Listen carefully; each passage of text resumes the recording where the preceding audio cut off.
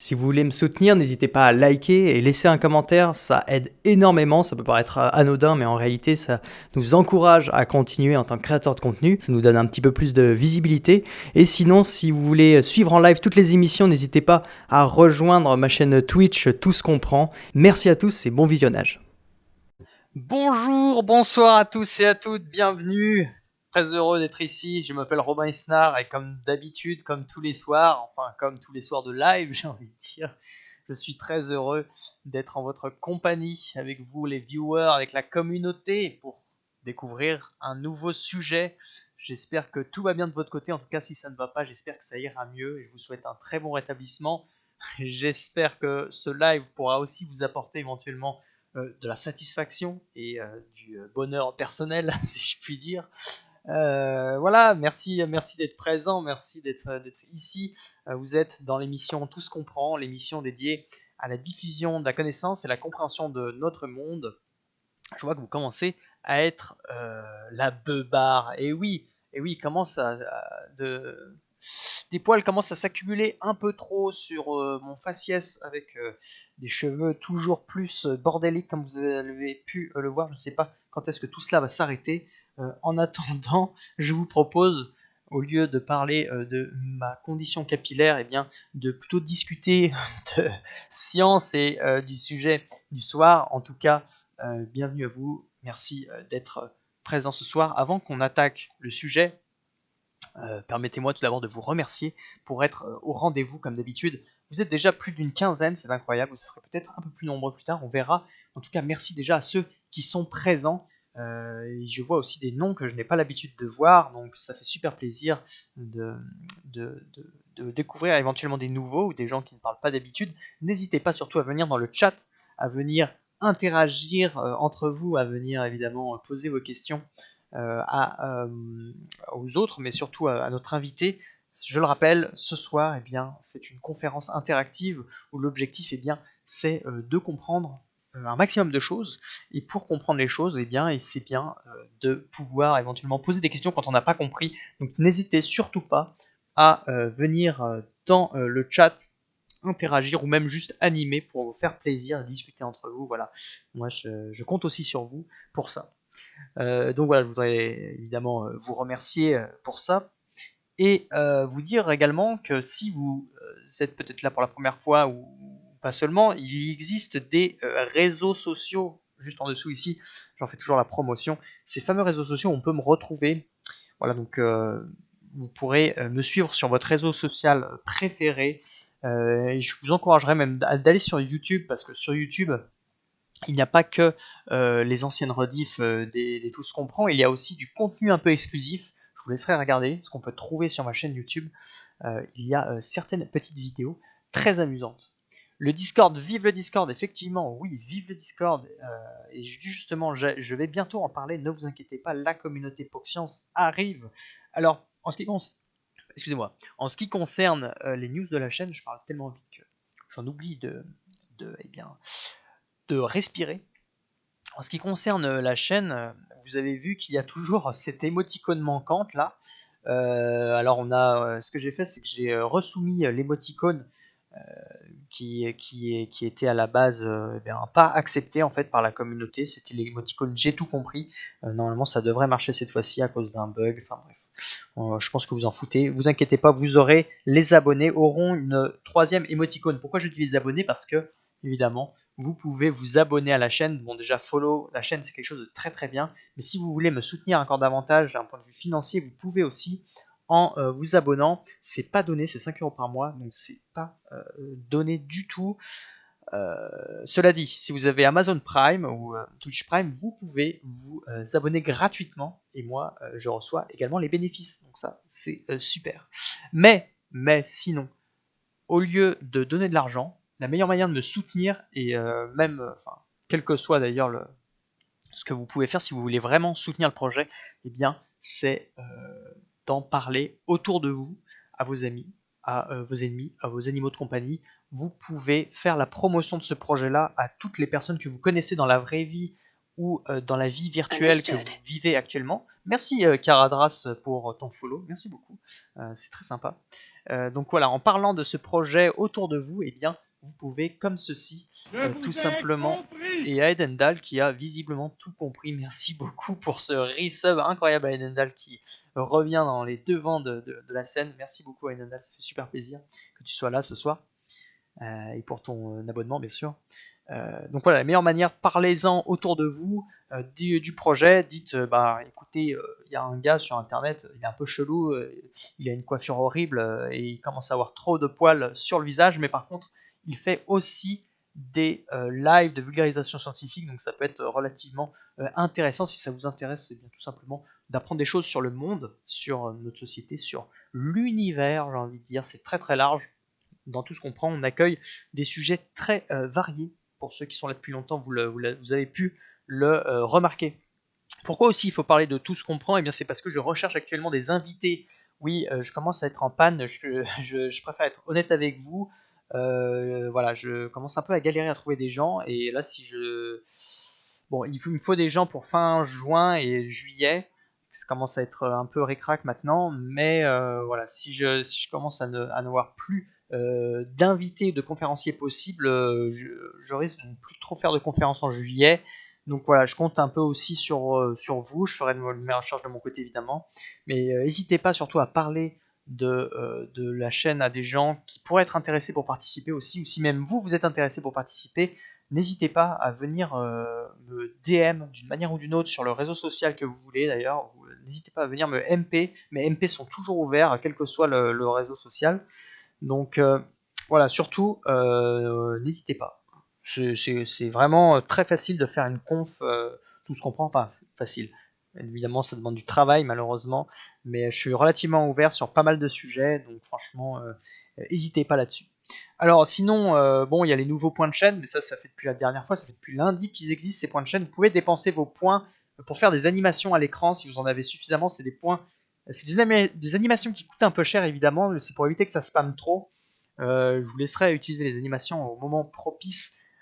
Si vous avez beaucoup de points, c'est des animations qui font des petits effets visuels. Vous êtes au contrôle de ce stream, hein, évidemment.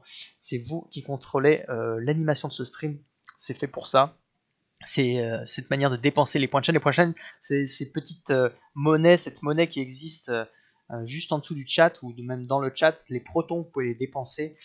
Et pour quelques milliers de protons, vous pouvez faire des super effets. Voilà, je vous conseille de bien économiser pour faire un masse d'effets sans non plus trop spammer évidemment. Ok, je vais faire de la pub. Merci beaucoup Simon Tardivel. Je vois que vous êtes de plus en plus nombreux sur le stream, ça fait plaisir, vous êtes plus de 20, incroyable. Vous inquiétez pas, on va bientôt commencer, hein. Mon blabla, je fais juste mon blabla habituel et après on va rentrer dans le vif du sujet. Bonjour à Michel Labrie aussi, hein. Un nom habituel maintenant. On peut contrôler le stream, ouais, vous pouvez contrôler le stream, vous pouvez faire apparaître des choses, mais par contre vous pouvez pas tout faire dans la mise en place de lois pour créer des dieux, c'est un peu compliqué ça. Du coup, sans transition, je vais parler du Discord POC Science, ce fameux Discord communautaire dans lequel on peut trouver des créateurs de contenu de vulgarisation scientifique en live. Ces créateurs de contenu sont rassemblés sur ce Discord. D'ailleurs, je vous rappelle, pour vous tenir au courant de tout ce qui peut se passer dans notre communauté, n'hésitez pas à rejoindre surtout ce Discord, puisque comme ça, de cette manière, vous pourrez ne rater plus aucun live, pas seulement les lives tout ce qu'on prend, mais aussi plein d'autres lives, plein d'autres initiatives très intéressantes qui se font sur Twitch, d'autres créateurs de contenu qui créent des lives, qui font des lives sur d'autres thématiques, des fois du spatial, de l'informatique. On a plein de créateurs formidables. N'hésitez pas surtout à rejoindre le serveur Discord POC Science, j'ai mis le lien dans le chat. Voilà, comme ça, vous pourrez ne rien rater. C'est la première raison. Pourquoi il faut aussi rejoindre POC Science.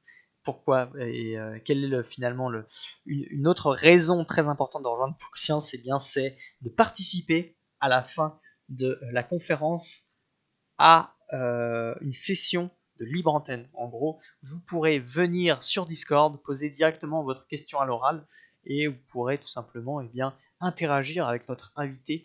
Et ça, c'est plutôt sympa parce que du coup, vous pourrez un petit peu développer votre question, en poser plusieurs éventuellement, et pouvoir voilà, échanger sur d'autres choses qui concernent notre invité ou son sujet.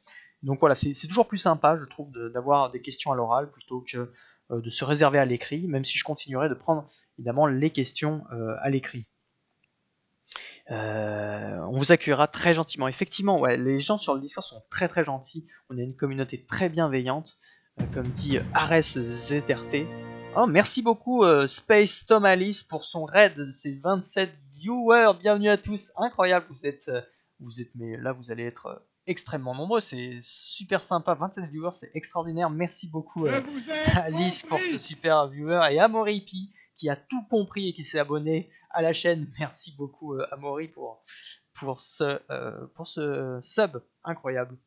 Et Nonosang qui est dans le chat, incroyable, Nonosang qui arrive. Je vois qu'il y a la masse de monde.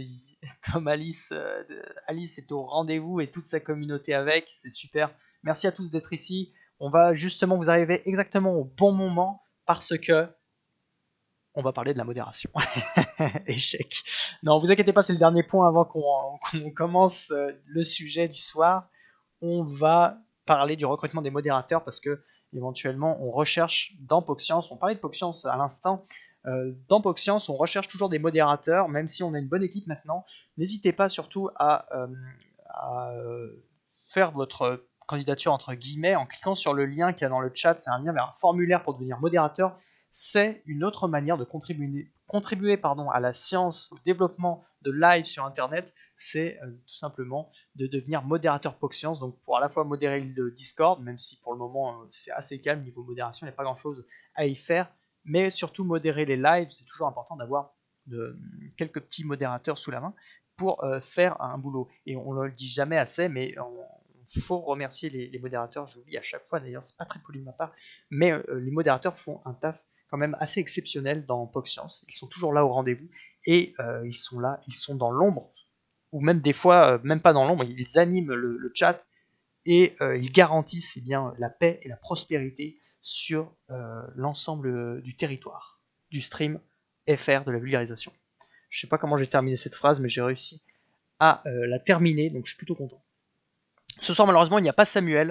Ah, ça c'est la mauvaise nouvelle de ce soir. Ça va être la seule mauvaise nouvelle, je pense. Mais Samuel n'a pas pu nous rejoindre, il est occupé actuellement. Donc il n'y aura pas de live sketching, il n'y aura pas de dessin en live. Bon, tant pis, il nous retrouvera lundi prochain pour la prochaine conf.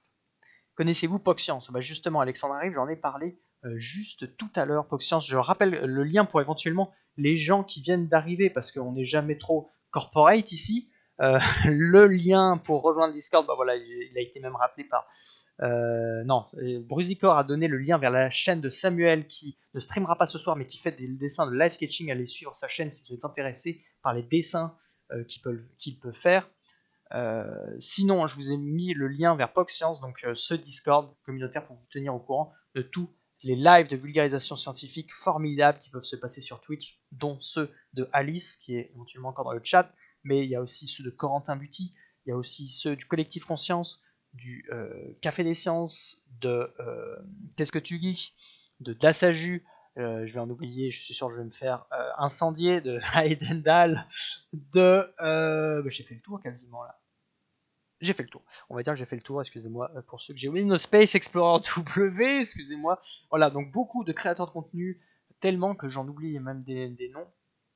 Je vous propose, sans plus tarder, parce que vous êtes là pour ça, je suis désolé d'avoir pris mon temps à ce point-là, on va commencer à parler du sujet de ce soir, qui est inscrit au-dessus. Vous voyez, la bioinformatique. Qu'est-ce que c'est? Notre invité va nous expliquer un petit peu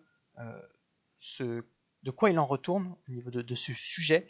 Quels sont finalement les outils informatiques qu'on peut appliquer en biologie pour essayer d'un peu mieux comprendre le monde du vivant. C'est ce que je vous propose ce soir en compagnie de notre invité. Merci à toi et bienvenue Michael Pierlet. Très heureux que tu sois là ce soir. Tu es encore mute je crois, par contre il faudra éventuellement te démuter parce que moi je ne t'entends pas. Là je crois que tu es toujours mute. Ou alors est-ce que vous l'entendez vous les autres? Je peux même pas mettre de lien sur le Discord. Ah bah attends. Allô? Oui, là on t'entend. Oui, c'est normal, j'avais désactivé mon son sur Skype. Il n'y a pas de problème, il n'y a aucun Oula. souci. Bonjour tout le monde. Et bah ouais, merci d'être présent ce soir et bienvenue à toi dans cette émission. Donc pour te présenter un peu, Michael, donc toi tu es doctorant en 3e année et tu travailles du coup en bioinformatique dans un laboratoire à Marseille qui s'appelle l'Institut de biologie du développement. C'est ça. Et donc tu as même à la base une formation en ingénieur biotechnologie. Et ma première question sera tout simplement comment en es-tu venu à faire une thèse en bioinformatique? Eh bien, merci beaucoup. Déjà, merci pour l'invitation et pour l'organisation. C'est super d'avoir ça sur Twitch. Merci beaucoup. Du coup, ouais, je vais vous présenter ce que je fais actuellement, c'est-à-dire la bioinformatique, et je vais essayer de vous expliquer en quoi ça consiste sans forcément trop rentrer dans les détails, tout en sachant que ça sera qu'un aspect de la bioinformatique. On le verra un peu plus tard, mais c'est quelque chose d'assez large. Du coup, super transition parce que c'est ma prochaine slide. Ta prochaine slide, incroyable. Et oui. Eh bien, je te propose de commencer directement la présentation. Merci à toi en tout cas d'être présent ce soir pour nous parler un petit peu plus de bioinformatique. Ouais, et si jamais vous ne comprenez pas dans le chat, vous pouvez mettre des points d'interrogation. Oui, n'hésitez pas, c'est vrai qu'il faut le rappeler, n'hésitez pas à venir poser vos questions, à dire j'ai pas compris. Surtout qu'un jour peut-être il y aura une émoticône j'ai pas compris pour les abonnés. Mais dans tous les cas, n'hésitez pas surtout à venir interagir sur le chat. Et on prendra le temps ce soir pour essayer de comprendre un peu mieux ce que tu fais. Ouais. Du coup, quand j'étais au lycée, j'étais intéressé par la recherche scientifique. Du coup, j'avais vu un peu quelles étaient les voies et je m'étais orienté vers la classe prépa en bio. Mais à ce moment-là, je m'étais rendu compte que quand même la recherche, c'était un peu loin, c'était difficile d'accès et je ne me voyais pas trop faire ça. Du coup, je me suis orienté vers une école d'ingé en biotech où là, j'ai découvert quelque chose que je ne connaissais pas du tout, c'est-à-dire la bioinformatique. Et je vais vous expliquer ce que c'est après. Mais dans cette école, on n'a pas trop d'aspects de bioinfo. Je voulais savoir un peu ce que c'était, enfin si ça me plaisait l'informatique, donc j'ai fait des stages en info. Puis j'ai fait mon stage d'études en bioinformatique parce que j'aimais justement le côté info. Et à ce stage, c'est à peu près ce que je fais aujourd'hui dans mon doctorat où justement je continue mes recherches que j'avais commencées en stage. J'ai fait ça en Corée, donc j'ai mis des petites photos sur mon séjour en Corée. Incroyable ça. Qui fut ma foi Corée du Sud, sympathique. Ouais, en Corée du Sud, effectivement. Ouais. Et du coup, là, pour les gens qui sont fans de StarCraft, je suis allé voir la GSL. Incroyable, ça. C'est une compétition de StarCraft, c'est ça, la GSL? Ouais, de StarCraft 2. Du coup, j'étais allé voir un match, une demi-finale, je crois. Ah, c'est ouf. Ça existe depuis un moment en plus, non? La GSL, ça a été créé avec StarCraft 2. Mais il y a plein de compétitions en Corée. Enfin, l'e-sport n'a pas commencé avec StarCraft 2. Ouais, bien sûr. Et c'est marrant que le jeu marche encore, j'ai envie de dire. Le jeu, je sais pas s'il marche encore vraiment bien aujourd'hui, StarCraft 2 pour le coup. Je suis plus trop, mais j'avais entendu il y a un an les commentateurs sur OGaming qui disaient que en fait, on entendait moins parler, mais les audiences augmentaient. Parce qu'il y a plus de monde sur Twitch, donc nécessairement les gens regardent plus. StarCraft. Du coup, il y a plus. Mais en fait, c'est comparé aux autres e-sports. Forcément, maintenant qu'il y a Fortnite, LoL qui sont arrivés, c'est tout la même chaîne. Ouais. Donc, tu avais passé 6 mois en Corée, c'est ça? C'est ça. Dans un labo de bio. Et du coup, j'ai enchaîné sur un doctorat, principalement parce que même si j'avais fait des stages en bioinfo, je n'avais pas les compétences nécessaires pour pouvoir prétendre à un premier poste en bioinfo. Du coup, au lieu de faire d'autres métiers qui ne me plairaient pas forcément ou de faire un master en bioinfo, j'ai préféré faire un doctorat. Voilà. Ok, ouais, pour continuer de te former sur la discipline ouais, c'est ça. Et être sûr d'avoir un poste après.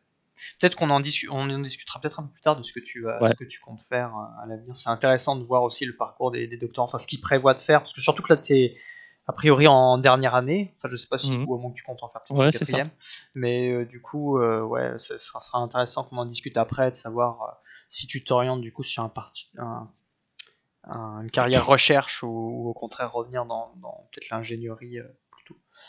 Ouais, Donc voilà. ok, cool. Du coup. Du coup, ça c'est rapidement, ça c'est mon équipe. Donc on est, comme vous le voyez, une dizaine de personnes. Il y a 2 permanents, tout le reste c'est des non permanents. Du coup, 4 doctorants, 3 postdocs et des étudiants. Sachant que moi, ça c'est ma directrice de thèse, c'est Bianca. Mais j'ai un autre directeur de thèse, c'est Aziz Moukriche, qui dirige une équipe en neurobiologie. Donc voilà, j'ai 2 directeurs, c'est un peu particulier. Et je collabore avec un ancien chercheur d'un institut de maths, Laurent Tichit, pour la partie maths info de mon projet. Je vais y revenir un peu après. Ok. Donc, IBDM, c'est quoi l'IBDM, c'est l'Institut de biologie du développement de Marseille. C'est mon Oui, c'est institut ça. de recherche. Ouais, on est d'accord.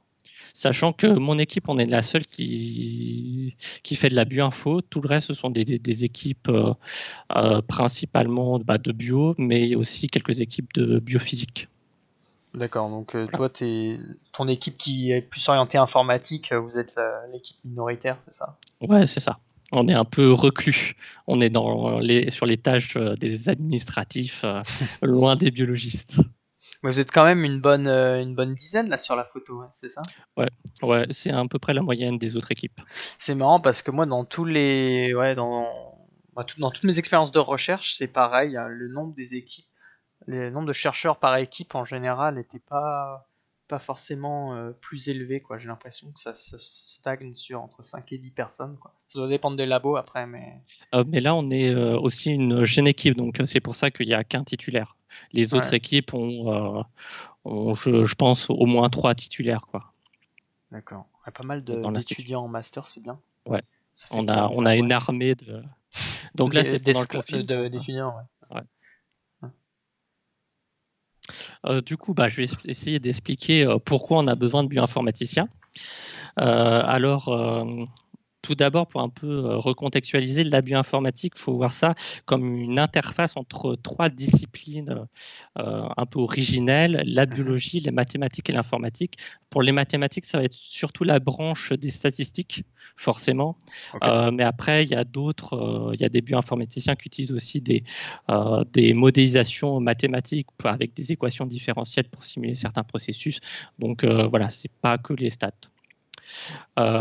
Du coup, c'est ça qui est intéressant à la bioinfo, c'est que à la fois on peut pas être surspécialisé dans quelque chose, de la nécessité de devoir tout connaître, et justement c'est ça qui m'intéresse dans la bioinfo, c'est avoir la possibilité de toucher à tout, et c'est pour ça que j'ai commencé, enfin que j'ai apprécié naturellement la bioinfo, c'est cette capacité à toucher à tout.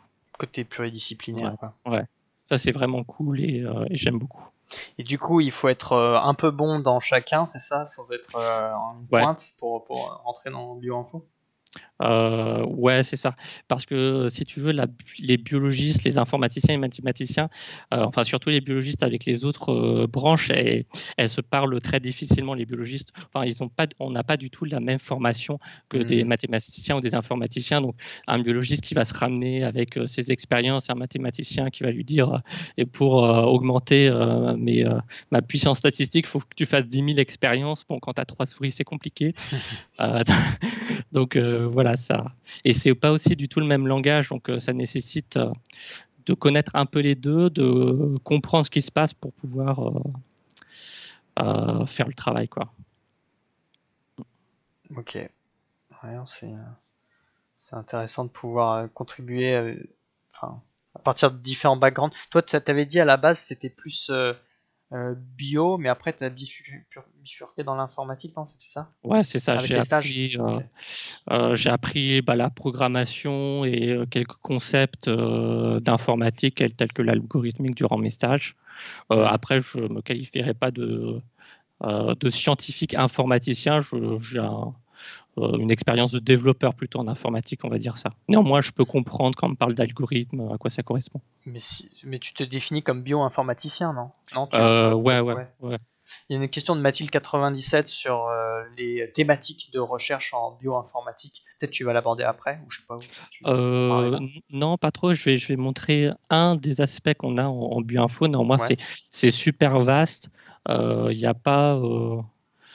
bon, comme toutes les sciences, on peut... c'est assez souple.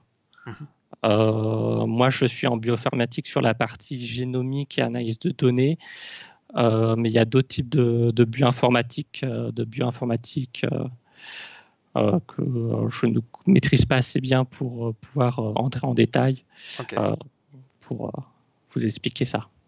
Brusicor qui a une question un peu provocatrice qui demande qui te demande si tout simplement la science informatique c'est pas déjà une partie des mathématiques finalement. Après, ouais, ça dépend comment tu le conçois. Je pense qu'il faut avoir un débat avec des informaticiens.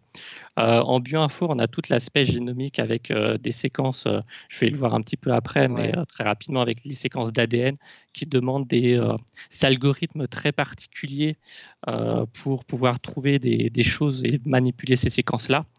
Et pour avoir suivi des formations dedans, c'est juste incompréhensible et ça n'a rien à voir avec les mathématiques. D'accord, c'est vraiment un monde à part, quoi, avec son langage et son... C'est difficile, hein. Ok, donc non, faire la distinction est correcte à un certain niveau, quoi. Ouais, je pense. Après, bon, si tout est mathématique, l'informatique aussi, mais... C'est sûr. Voilà. C'est sûr qu'on pourrait résoudre limiter les sciences à deux sciences qui sont la physique, qui étudie les phénomènes naturels, donc tout, et les mathématiques, qui est le langage théorique, pour pouvoir étudier les 10 phénomènes. Finalement, il n'y a que deux sciences, hein, au final. Et là, on peut les distinguer vraiment par la pratique scientifique et la démarche scientifique. Et je pense que c'est vraiment quelque chose qui permet de bien distinguer à partir de quand deux personnes peuvent communiquer ensemble scientifiquement parlant. Du coup, je vais passer. Ouais. Alors, pour essayer d'expliquer un peu, je vais partir un peu général pour aller plus en détail. Du coup, si on reprend un peu une conception vraiment très simple de la cellule, donc on a une cellule, un compartiment avec dedans des molécules. Le biologiste, il va s'intéresser par exemple à la quantité de chacune de ces molécules dans la cellule. Et à partir de ces quantités-là, de ces informations sur la cellule, il va essayer de déterminer un mécanisme cellulaire qui a permis de générer ces données-là. Je ne rentre pas dans les détails sur ce que c'est précisément un mécanisme cellulaire. On peut le voir comme une suite d'interactions entre des molécules, comme un match de foot où vous avez les joueurs, les molécules qui se passent le ballon pour marquer un but. D'accord. Et donc, le biologiste va essayer de déterminer un peu par qui passe le ballon pour arriver dans le but, pour dire une version un peu simplifiée. Donc là, les nombres de molécules, c'est juste, on compte un nombre pour différents types de molécules, par exemple. Ouais, on a une molécule et on compte le nombre de fois où elle est présente dans la cellule. Ok. Après, ça peut être d'autres données quantitatives pour bien montrer que la bioinformatique, c'est pas restreint uniquement ce cas-là. Mais moi, je vais partir de quantité d'une molécule. Et donc, voilà. On a un ensemble de données comme ça, qui peuvent être un nombre de molécules, et qu'on injecte dans un programme informatique qui va après donner des résultats, c'est ça, fournir de nouvelles données. Enfin, tu vas peut-être l'expliquer.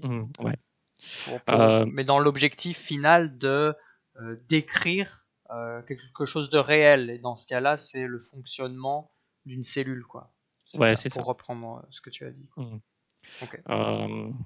Donc, il faut vraiment voir ici comme un concept général sur comment va fonctionner l'esprit d'un biologiste. On utilise des données afin de déterminer quelque chose. Alors, plus précisément, donc on a le biologiste qui va se trouver à cette étape-là, c'est-à-dire dans la génération des données, et il va falloir un bioinformaticien associé avec un biologiste pour l'interprétation de ces données-là, en quelque chose qui a un sens scientifiquement parlant. Ok. Alors pourquoi spécifiquement on a besoin d'un bioinformaticien? C'est par exemple si on prend 100 000 molécules, ce qui est un nombre tout à fait crédible pour une catégorie de molécules. Je vais prendre l'exemple des protéines ensuite.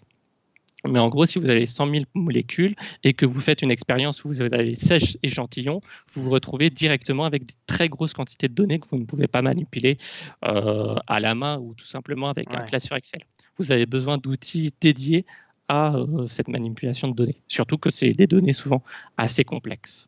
Donc des programmes spéciaux, on va dire que seuls, entre guillemets, les bioinformaticiens savent comment s'en servir et connaissent les tenants et les aboutissants, enfin le fonctionnement de ces programmes pour pouvoir justement faire exprimer les données qu'a généré, enfin qu'a fourni le biologiste initialement.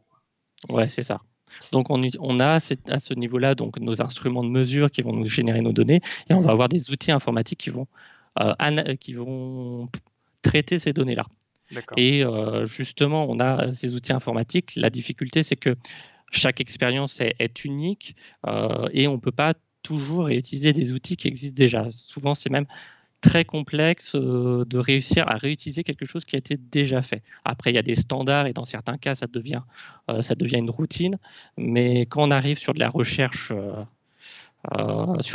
dure, je veux dire, on a besoin de personnes qui soient capables de jouer avec ces outils-là afin de les adapter à l'expérience qu'on a. Il faut qu'ils aient suffisamment de connaissances, de compréhension de l'outil informatique pour l'adapter à l'application que veut en faire le biologiste. Exactement. Il y a Voire à créer de nouveaux outils. Ah oui, voir la création même de nouveaux outils adaptés au problème. Il y a Vorpal 7777 qui demande si la bioinformatique, on la considère comme un outil de la biologie. Du coup, pour les biologistes, c'est peut-être ça, ou est-ce que c'est vraiment une science à part entière? Là, tu as plutôt l'air de nous montrer que c'est plus un outil pratique qui sert finalement aux biologistes pour décrire le phénomène qu'il essaye d'observer, de comprendre. Alors c'est une bonne question que je souhaitais pas nécessairement un peu aborder parce que on arrive sur un peu des considérations que j'appellerais philosophiques. Ouais. Alors moi, ma définition personnelle, c'est que la bioinformatique, c'est un outil que je qualifie, un outil, donc une méthodologie pour faire quelque chose. Qui est donc utilisé par une autre science afin d'obtenir des informations particulières. Toutefois, dans la science en général, on peut qualifier de discipline ce qu'on appellerait la biologie computationnelle, computational biology, qui est là une science à part entière. Donc, c'est faire de la biologie sur ordinateur. C'est plus juste on développe un outil pour traiter de données. C'est véritablement on essaye de comprendre les processus vivants en ayant un outil informatique. Qui le reproduit de manière virtuelle. Éventuellement, ouais. Ça peut être des modèles mathématiques ou physiques de la cellule, mais je pense qu'on ne peut pas restreindre la biologie computationnelle assez. C'est marrant que tu parles de modélisation d'êtres vivants, enfin de mécanismes vivants via l'informatique, parce qu'il y a Erreur 418 qui nous parle, qui évoque le jeu de la vie de Conway. Est-ce que tu connais ce jeu? Ouais, je connais, c'est vraiment très drôle, j'aime bien. Est-ce que tu veux en parler un peu? Faut d'abord l'introduire aux gens qui nous regardent, aux viewers éventuellement. Mais c'est un jeu vachement intéressant, je trouve, qui pose pas mal de questions. Vas-y, je te laisse en parler si tu veux. Après, moi, c'est pas du tout mon. Oui, mais si. Est-ce que ça serait ça qui se rapprocherait de ce qu'on appelle la computational biology, là, comme ce que tu as dit? Est-ce que c'est une forme je sais pas trop. Peut-être. Donc, ou peut-être oui ou. Faut un peu expliquer, excusez-moi. Ouais. Donc, le jeu de la vie, mais je suis pas non plus expert du tout, hein, mais de ce que j'ai compris, c'est que c'est une sorte de jeu parce qu'il y a un ensemble de règles qui sont assez simples et peu nombreuses, je crois. Ça se passe dans une sorte d'échiquier où, avec des conditions initiales qui sont soit la case est noire, soit la case est blanche, un truc comme ça. Il n'y a que deux couleurs et c'est un espace quadrillé avec deux couleurs. Et en fonction de la condition initiale et quelques règles que vous décidez de mettre, vous appuyez sur play et vous laissez votre système évoluer de lui-même. Et en fait, pourquoi il évolue? Parce que y a parmi les règles, il y en a une qui dit si une case de couleur noire est à côté d'une autre case de couleur noire, alors il se crée une autre case de couleur noire en diagonale, par exemple. Je dis vraiment n'importe quoi parce que je me souviens plus du tout des règles, mais voilà, ça peut être le genre de règles qu'on peut écrire. Et ensuite, on laisse tourner le truc et par étapes comme ça, il se crée quelque chose. Visuellement, ça se voit parce que je vous ai dit, ça se passe sur une sorte d'échiquier. Et on voit apparaître certains mécanismes qui on va dire, amplifient, se reproduisent et même parfois se reproduisent à l'infini et créent des systèmes de plus en plus complexes et des choses qui pourraient presque s'apparenter à des mécanismes vivants. Ce qu'on peut retrouver dans la vie, dans notre métabolisme par exemple, on a un ensemble dans notre corps, on a un ensemble de réactions très complexes, un ensemble de réactions chimiques, de molécules qui interagissent les unes avec les autres. C'est très complexe, c'est ce qu'on appelle le métabolisme. Et dans ce métabolisme, on peut voir dans le jeu de la vie une sorte d'analogie avec ce qui peut se passer, on va dire, dans les réseaux de réactions complexes, dans le métabolisme qu'on a dans notre corps. Mais moi, je m'y connais pas du tout dans ce jeu ou même en bioinfo, donc je sais pas du tout si c'est vraiment très pertinent d'en parler. Je sais pas si on peut rattacher spécifiquement ça à la bioinfo, je le rentrerais plutôt dans une branche de la physique qui s'intéresse à l'émergence de processus complexes à partir de règles simples. Ouais. Donc je pense que ça se discute avec peut-être des experts du sujet, quoi. Ouais, l'émergence de propriétés qui n'étaient pas là initialement, quoi. Ouais, c'est ça. Du coup, mon projet actuel, donc là, comme j'ai dit, on est sur de la bioinformatique, donc ça va être du développement d'outils. Mais j'ai un aspect aussi analyse de données que je vais vous expliquer. Pour finir, excuse-moi, avant de parler pour finir sur le jeu de la vie, je me souviens, je vous le dis maintenant, il y a une excellente vidéo de David Louapre dessus. Oui, c'est comme ça que je me souviens de ces choses-là. D'ailleurs, c'est parce que pourtant sa vidéo, elle date de 1 an et demi, 2 ans, je sais plus, enfin même plus vieux que ça se trouve. Donc voilà, je vous recommande d'aller voir la vidéo de David Louapre pour en savoir plus sur ce jeu, c'est assez fascinant. Excuse-moi. Ça s'appelle la chaîne Science Étonnante. Oui, oui, excusez-moi, parce qu'en fait il est tellement connu que je donne son prénom et son nom. Science Étonnante, évidemment. Je laisserai les modérateurs mettre éventuellement le lien dans le chat. Ouais, elle est cool cette vidéo. Ouais. Du coup, alors, pour réexpliquer un petit concept fondamental en biologie pour comprendre un peu ce qui va venir et du moins expliquer pourquoi on a besoin de bioinformaticiens ou en tout cas moi sur les données sur lesquelles je travaille. Donc pour revenir un peu sur les bases. Donc, dans la cellule, vous avez des plans de fabrication qu'on appelle des gènes. Donc, en gros, on a une librairie avec plein de livres et un gène, ça va être un livre qui contient un plan de fabrication pour fabriquer quelque chose. À partir de ce livre-là, dans la cellule, il y a une photocopieuse qui va en faire des copies. Cette copie-là, c'est une molécule qu'on appelle un ARN. Cette copie, elle va être amenée dans une usine de fabrication qui va produire des protéines dont le plan correspond à la copie d'ARN qui correspond au gène. Donc un gène donne un ARN qui donne une protéine. C'est la base du dogme en biologie. Ouais. Alors, il y a une autre information qui est importante, c'est que si la cellule elle a besoin de faire beaucoup de choses, par exemple, elle a beaucoup de vis pour fabriquer un meuble, elle va fabriquer beaucoup de tournevis pour visser ses vis. Plein de vis. Ouais, c'est ça. Du coup, elle va produire plus de protéines. Pour produire plus de protéines, elle va produire plus de copies. Chaque copie va donner une protéine. Et c'est ce qu'on appelle la force d'expression d'un gène. C'est-à-dire, plus un gène est dit exprimé, plus il va produire de copies, plus il va produire de protéines. Okay. Voilà. C'est la base de la biologie. Et donc, on a une technologie particulière qui s'appelle le séquençage à ARN qui permet de compter le nombre de copies d'un gène. C'est ça ce qu'on appelle le séquençage, c'est simplement compter combien de fois un gène a été... combien de copies on a fait, quoi. Combien, c'est comme sur l'imprimante, on a choisi la photocopieuse, on a mis un certain nombre. C'est un certain nombre de ça. fois qu'on a copié un gène. Et d'accord. Donc ça, c'est le séquençage ARN. ARN. Okay. Il ne faut pas confondre avec quelque chose qu'on entend plus souvent, qui est le séquençage à ADN. Ouais. où là, tu as une seule lettre qui change, mais en fait, cette lettre est très importante parce que le séquençage à ADN, il va lire le contenu des gènes. D'accord. Le séquençage ARN, il lit aussi le contenu des gènes, mais via sa copie, parce que la copie est égale au gène, vu que c'est une copie. Ouais. Mais en plus, on peut compter le nombre de fois que la copie, elle est là. Elle est dans la cellule. Et donc, c'est intéressant parce que si vous connaissez le nombre de fois qu'un gène est exprimé, vous pouvez vous demander, est-ce que mon gène, il est utile dans la cellule? Parce qu'un gène qui n'est pas exprimé, on va considérer que donc qui n'a pas de copie, qui n'a pas de protéine, il n'est pas utile à ce moment-là dans la cellule. Il est juste présent, mais il n'est pas utilisé. Alors qu'un gène qui a beaucoup de copies, qui a beaucoup de protéines, eh bien, on peut considérer qu'il a une certaine importance pour la cellule à ce moment-là. Ouais, à ce moment-là. C'est bien que tu dises à ce moment-là, parce qu'il y a une notion temporelle, je pense aussi. Tout à fait. C'est-à-dire que les biologistes, ils s'intéressent à des processus dans le temps et à des moments donnés.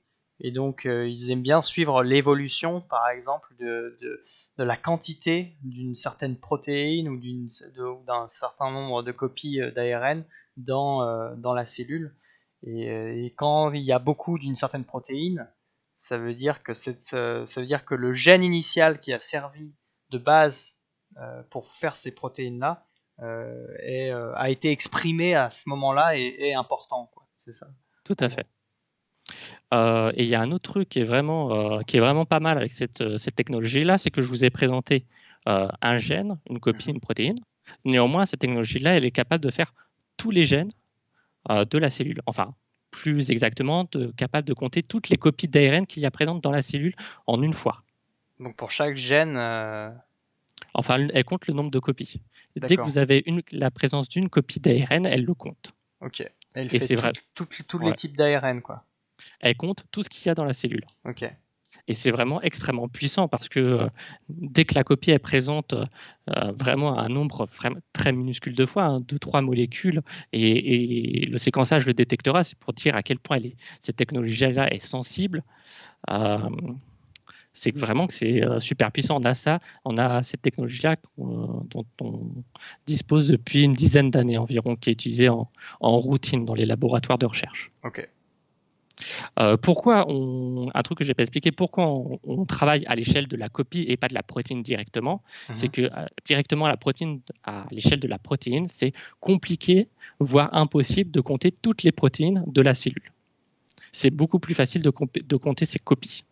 Les copies d'ARN, tu veux dire? Ouais, plutôt que la protéine en elle-même. Parce que la protéine, il y en a beaucoup. Il y en a plusieurs par... C'est compliqué, je ne vais pas rentrer dans les détails, mais il y a plein de raisons expérimentales qui font que connaître tout le monde en même temps, c'est difficile. Ok, ça marche. Et ce qu'on intéresse ici, c'est la technologie, c'est la capacité à compter tout le monde, et en fait pas cher aussi. La question du coût est très important. Ça coûte assez cher parce qu'une expérience, c'est 1 000-2 000 euros, enfin un échantillon.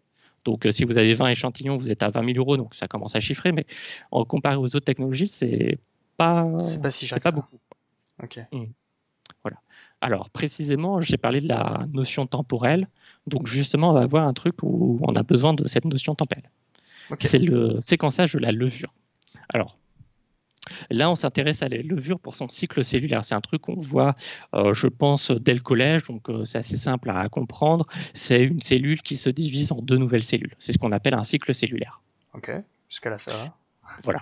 Et donc la levure, c'est une cellule qui se divise plein de fois. On l'utilise parce que c'est pas cher et ça a un petit génome, ça n'a pas beaucoup de gènes, ça se manipule bien, ça coûte pas très cher à séquencer, etc. Donc c'est vraiment parfait.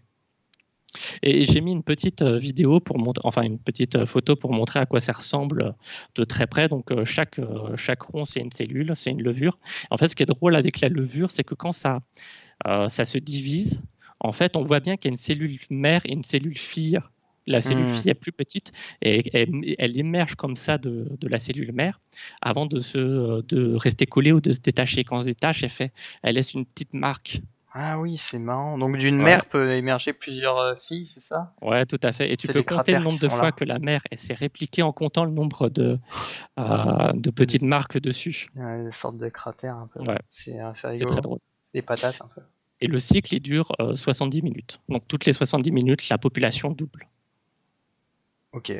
Donc ça va vite, quoi. Ouais, ça va assez vite, quoi. C'est pratique. Donc les biologistes, ils font des cultures de ça au labo? Ouais, de levure. La levure, Cultiver la levure. c'est la levure, c'est que ça, Saccharomyces cerevisiae, c'est-à-dire ce qu'on utilise pour faire de la bière. Celui-là, j'arriverai pas à le replacer là. Attends, tu peux le redire? C'est quoi le nom? C'est Saccharomyces Ouais, ok. Saccharomyces. cerevisiae. Allô? Peut-être que je le prononce mal, si quelqu'un peut le réécrire dans le Non, chat. non, mais c'est juste trop marrant. Voilà, Les c'est noms. ça un champignon, la levure. Faut à vraiment la être un base. biologiste pour le prononcer correctement, ça. Ouais. Après, quand tu le prononces 500 fois, tu finis par Ouais, c'est comme 67 par t'en Petroleum of rappeler. Gerasimenko. Ouais, c'est ça. Voilà. Le champignon du sucre, quoi. Voilà, exactement. Et donc, la levure, c'est pratique. Et précisément, ce qu'on va étudier en cycle cellulaire, je vous ai parlé des gènes, et puis on va suivre l'évolution de la force d'expression des gènes au cours du temps. Et pour un gène de levure, ça donne ceci. Donc là, vous avez ici la quantité. Donc là, il n'est pas beaucoup exprimé, puis il est beaucoup exprimé, c'est-à-dire que vous avez beaucoup de copies. Là, vous avez moins de copies, vous avez beaucoup de copies, moins de copies. Et ça cycle. Et c'est timé sur les divisions. Donc toutes les 70 minutes, vous allez avoir un pic d'expression. D'accord, Donc parce que ce gène-là, c'est ce gène CLB2 qui est écrit entre parenthèses, c'est ce gène-là qui est responsable de la division, c'est ça? Et donc, effectivement, c'est l'un des gènes qui est impliqué dans la régulation du cycle cellulaire. C'est l'un des gènes qui est responsable du fait que toutes les 70 minutes, la cellule va se répliquer et donner une nouvelle cellule. Parce que là, ce qui est mesuré, c'est la quantité de quoi? Quantité relative? Alors, là, c'est la quantité relative d'ARN. Donc, on a fait un séquençage d'ARN et on a mesuré la quantité de l'ARN au cours du temps. Donc, l'ARN, on considère en général que c'est le gène, donc la force d'expression du gène. Et en fait, je vous ai dit que juste avant, vous avez un ARN qui donne une protéine. Eh bien, on le voit directement sur cette courbe, c'est que vous avez ici la quantité de gène en noir, mais vous avez aussi la quantité de sa protéine qui est en bleu et verte ici. Et donc, ça suit vraiment parfaitement le cycle du gène. Et même la taille, vous voyez que le gène, la quantité d'ARN augmente, puis un peu plus tard, vous avez la quantité de protéines d'ARN, la quantité de protéines qui augmente. Parce qu'il faut un peu de temps pour fabriquer de la protéine à partir de la protéine. Il y a un délai, ouais, c'est ça. Heureusement que c'est dans ce sens, c'est pas dans l'autre, ça aurait été bizarre. Là, on aurait pu être sceptique sur ce graphe-là. Donc en gros, pour ceux qui n'ont pas suivi au fond, là, vous avez d'abord en noir pointillé la quantité d'ARN. En gros, c'est l'équivalent de l'expression du gène. Et on voit que d'abord la courbe noire augmente parce que le nombre d'ARN augmente beaucoup. Et ensuite, cet ARN-là va lui-même servir à produire des protéines, qui sont ces protéines qui sont les courbes bleues et vertes qui viennent justement juste un petit peu après et qui suivent du coup de pas loin, qui correspondent qui sont quasiment en miroir, j'ai envie de dire. J'ai oublié le mot que je voulais dire, c'est pas grave. Ouais, on t'a compris. Ouais, on m'a compris. Donc voilà, c'est assez fidèle. C'est marrant parce que sur la deuxième boss, quand même, le vert augmente vachement d'un coup là. Parce que, en fait, le truc, c'est qu'il y a plusieurs gènes. Non, là, en fait, il y a deux courbes pour la protéine verte et bleue. C'est parce que la quantité a été mesurée 2 fois. C'est parce que j'ai dit que c'était compliqué de mesurer la quantité de protéines. C'est ce qu'on voit ici. Vous voyez que c'est. Je crois que c'était deux protéines différentes, mais non, c'est la même protéine. C'est la même protéine qui est mesurée, qui est répliquée. Donc, on a mesuré plusieurs fois sa quantité. Okay. Et sur des expériences différentes, bien sûr. Et donc, on voit que c'est pas super corrélé les deux réplicas. Alors que si vous allez prendre des ARN, ça va matcher beaucoup mieux en termes de similitude des courbes. Ok. Voilà. C'est un aspect un peu technique, mais qui permet de comprendre pourquoi l'ARN est autant utilisé du côté des biologistes et bioinformaticiens. Et donc, sur ce type de courbe, on va s'intéresser à pourquoi on a des pics à toutes les 70 minutes. Ça se passe pas comme ça. Il se passe quelque chose, un mécanisme cellulaire qui va expliquer que toutes les 70 minutes, un gène va être exprimé, puis ne va pas être exprimé, puis va être exprimé. Donc, il faut qu'il se passe quelque chose au niveau. C'est comme une horloge. Ça Ouais. fonctionne comme ça. Et on va essayer de comprendre les mécanismes derrière le mouvement des aiguilles. C'est ça le plus compliqué, c'est pour ça qu'on a besoin de méthodes informatiques pour le faire. Alors c'est bien gentil parce que je vous ai présenté un gène, mais il faut bien comprendre que sur l'ARN, le séquençage ARN, on mesure tous les gènes. Donc en fait, on n'en a pas un seul de gène, on en a 20 000. 20 000, ah ouais. Voilà, 20 000 données par time point. Enfin, par temps. À n'importe quel moment, à chaque fois qu'on fait la mesure, quoi. C'est ça. Et ouais, donc du coup, c'est là où tu veux insister, c'est qu'il y a énormément de données, quoi, qui sont accumulées et que il faut arriver à gérer ces données et faire du traitement de données. Et ça, c'est pas donné aux biologistes de base, quoi. Et c'est pour ça qu'on a besoin C'est ça. de l'informatique derrière. Alors, personne m'a repris, mais il y a peut-être, en fait, j'ai dit une grosse erreur. Il n'y a pas 20 000 gènes chez la levure, il y en a 6 000, excusez-moi. Est-ce qu'il y a des spécialistes de la levure parmi vous? N'hésitez pas. Hein, mais c'est assez connu. C'est connu, enfin, bon, moi, dans mon domaine. Oui, mais là, dans le voilà. chat, je suis pas sûr qu'il y ait dans ton domaine, sauf si t'as ramené des amis un peu. Ouais, il y a des gens qui me connaissent. Papa, maman qui regardent, non? Peut-être. Salut à la famille. Salut maman. Et parce que si vous doublez le nombre de gènes, tripler, ça fait beaucoup plus de données analysées. 6000, c'est déjà beaucoup trop. Voilà. Alors, bon, là, on a vu les données que j'ai à ma disposition. Alors, pour les traiter, moi, j'utilise un outil qui est très particulier, qui est basé sur la science des réseaux. Donc là, on a des réseaux biologiques. Si vous voulez connaître un peu mieux les réseaux, tout ce qui est dit dans la vidéo de la fulloscopie, comment sommes-nous connectés, fonctionne aussi pour les réseaux biologiques. Donc si vous avez vu cette vidéo, vous comprenez vous comprenez un peu mieux ça. Si vous ne l'avez pas vu, je vous conseille de le voir parce qu'elle est vraiment super et on comprend un peu l'outil et de manière très, très dictactique. Ouais, elle est vraiment pas mal. Et c'est vrai que je pense que la plupart des gens l'auront plus ou moins vu cette vidéo, mais allez la voir si c'est pas le cas. Donc ici, on a un réseau où en fait, chaque point, c'est un gène. Et là, il y a une trentaine de points. En fait, ce sont tous les gènes qui sont au cœur de la régulation du cycle cellulaire de la levure. Et donc ici, CLB2, c'est celui qu'on a vu juste avant. Ok. Et donc, les gènes sont connectés par la représentation de leurs interactions au niveau de leurs protéines. Deux protéines qui vont interagir ensemble ou une protéine qui va réguler un gène parce que les protéines régulent les autres gènes. Eh bien ça, c'est une interaction et on va la représenter sur ce graphique-là. C'est-à-dire que s'il y a une protéine, par exemple, s'il y a une protéine qui interagit avec deux gènes, bah du coup ces deux gènes seront connectés, seront mis en réseau via cette protéine-là. Ça peut être ça ?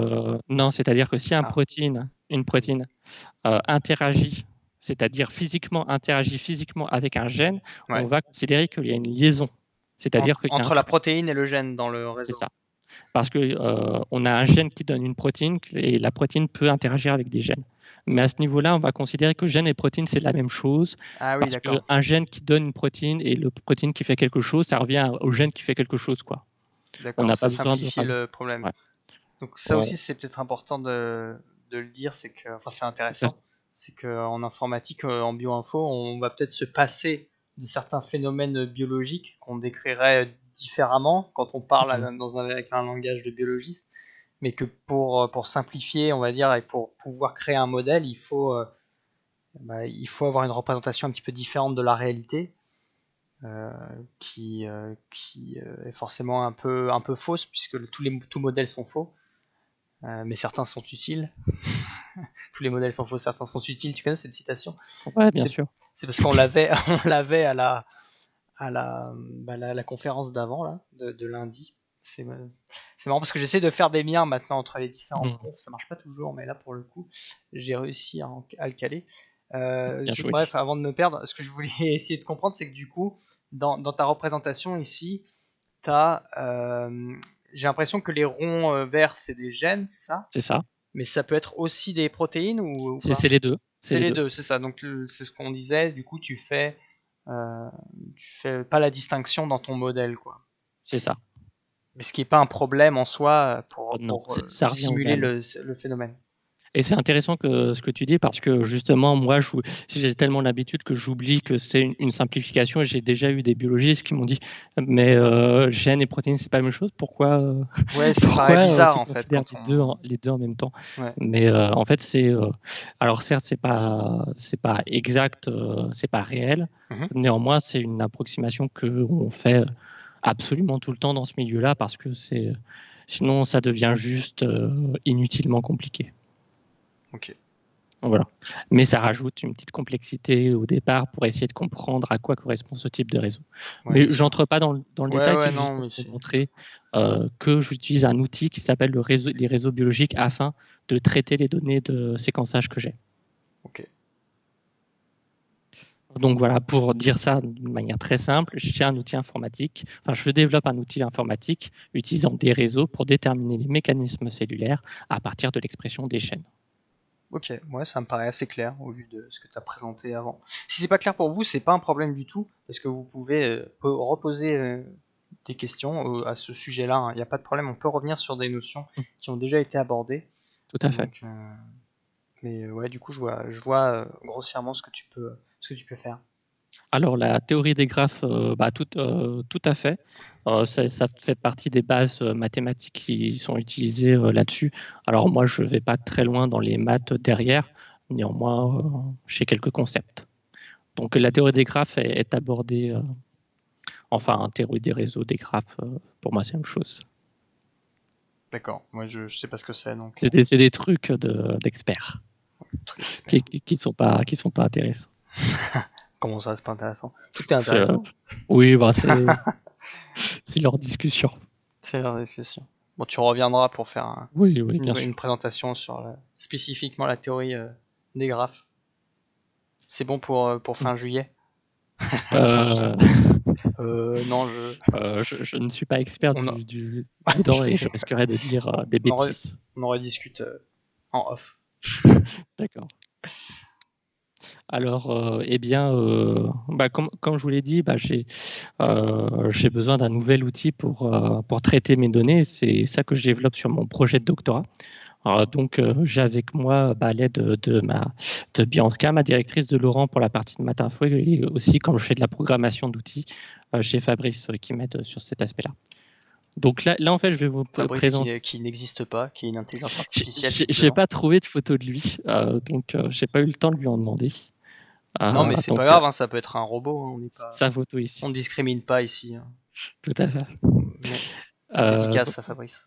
Donc Si là, tu en nous fait, entends. je vais essayer de vous présenter, en gros, comment on conçoit un projet en bioinformatique qui est différent par rapport aux autres sciences. Donc, c'est pour ça que je trouve qu'il est intéressant de présenter cet aspect-là. On a, comme toutes les autres sciences, finalement, on a un aspect de préparatoire, ensuite conception et génération des résultats. Je vais montrer ça rapidement.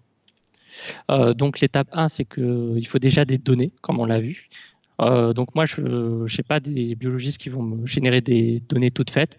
Je vais en chercher qui sont déjà publiés dans des articles scientifiques. Donc j'ai à ma disposition un jeu d'articles, un jeu de données avec, c'est pas 20 000, c'est 6 000 gènes x 250 échantillons. En fait, c'est le cycle cellulaire qui est mesuré toutes les 5 minutes. Donc c'est une expérience qui est lourde en termes... qui est grosse. Et là, les données, tu arrives à les avoir facilement. Tu demandes aux chercheurs ou c'est vraiment des choses. Non, c'est que en bioinformatique, on a d'énormes consortiums au niveau continental, on va dire, qui en fait vont regrouper dans des gigantesques bases de données toutes les expériences de bioinformatique qui sont menées. Et il est demandé dès qu'une expérience bioinformatique pourrait être publiée scientifiquement, il faut que les données soient soumises à cette base de données. D'accord, il faut qu'elles soient mises sur un serveur, un truc comme ça. Voilà, c'est des quantités de données qui sont juste astronomiques parce qu'une expérience comme ça, c'est, je sais pas, c'est peut-être 30, 50 gigas qui sont associés derrière. Pour juste un papier, quoi. Ouais, c'est pas rien. Donc il y a plusieurs millions de données qui sont présentes dans ces bases de données. Et il suffit juste, c'est en open access, il suffit juste de cliquer sur le bouton, télécharger et vous avez toutes les données. C'est pas l'éditeur du journal qui a la propriété de ces Non, données-là, non. pas du tout, elles sont complètement libres d'accès. Elles Parce sont que je publiques. pensais à ça, en fait, je me disais comment le journal, est-ce que le journal a des droits là-dessus, mais en fait pas du tout, là. C'est la communauté internationale, en fait, qui met à disposition ces données pour tout le monde, quoi. Ce sont des instituts publics qui ont les serveurs, Mhm. parce que ça coûterait trop cher à un journal d'avoir ses propres serveurs. Ouais. C'est juste gigantesque.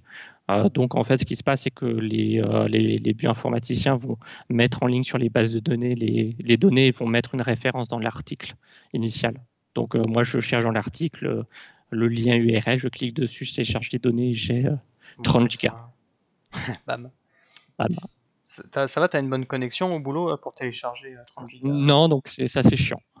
Donc en fait, tu lances le téléchargement le soir et tu reviens le Et, matin. non, j'attends plusieurs jours. Ah ouais, ah oui, d'accord. Oui. Voilà. Donc en fait, l'article, ils ont identifié Yes. un mécanisme cellulaire et donc en fait, l'objectif de mon logiciel, c'est à partir de ces données-là, retrouver ce mécanisme-là sans utiliser la méthodologie qu'ils ont utilisée dans l'article, une méthodologie plus biologique. Ah ok. En gros, tu essaies de refaire ce qu'a fait un article, enfin de reproduire, de retrouver les résultats d'un article, mais en utilisant ta propre méthode, ton propre moyen. C'est ça. Parce que eux, là, l'article scientifique de base, il n'a pas utilisé la bioinfo, c'est ça que tu dis. C'était un article. Non, si. S'il a utilisé la bioinfo, mais Si, forcément. je simplifie. En vérité, ils n'ont pas déterminé tout le cycle cellulaire. Ils ont identifié une seule partie. Ils se sont intéressés à un petit truc et ils ont dû faire une énorme expérience pour faire ça. Ah, donc toi, tu te sers de données supplémentaires qui n'ont pas forcément été exploitées par l'article, c'est ça? C'est ça. Plus rigoureusement, c'est ça. J'essaye d'exploiter à fond les données qu'ils ont générées. Alors C'est que fou eux se ça. sont intéressés à une petite partie. Parce que pour le coup, tu prends le travail des autres et tu trouves des nouveaux résultats avec. Et du coup, enfin, est-ce que d'ailleurs, est-ce que ces résultats ils sont vraiment nouveaux ou c'est là où tu retrouves ce qu'eux ils ont trouvé? Enfin, ou les Bah, deux même.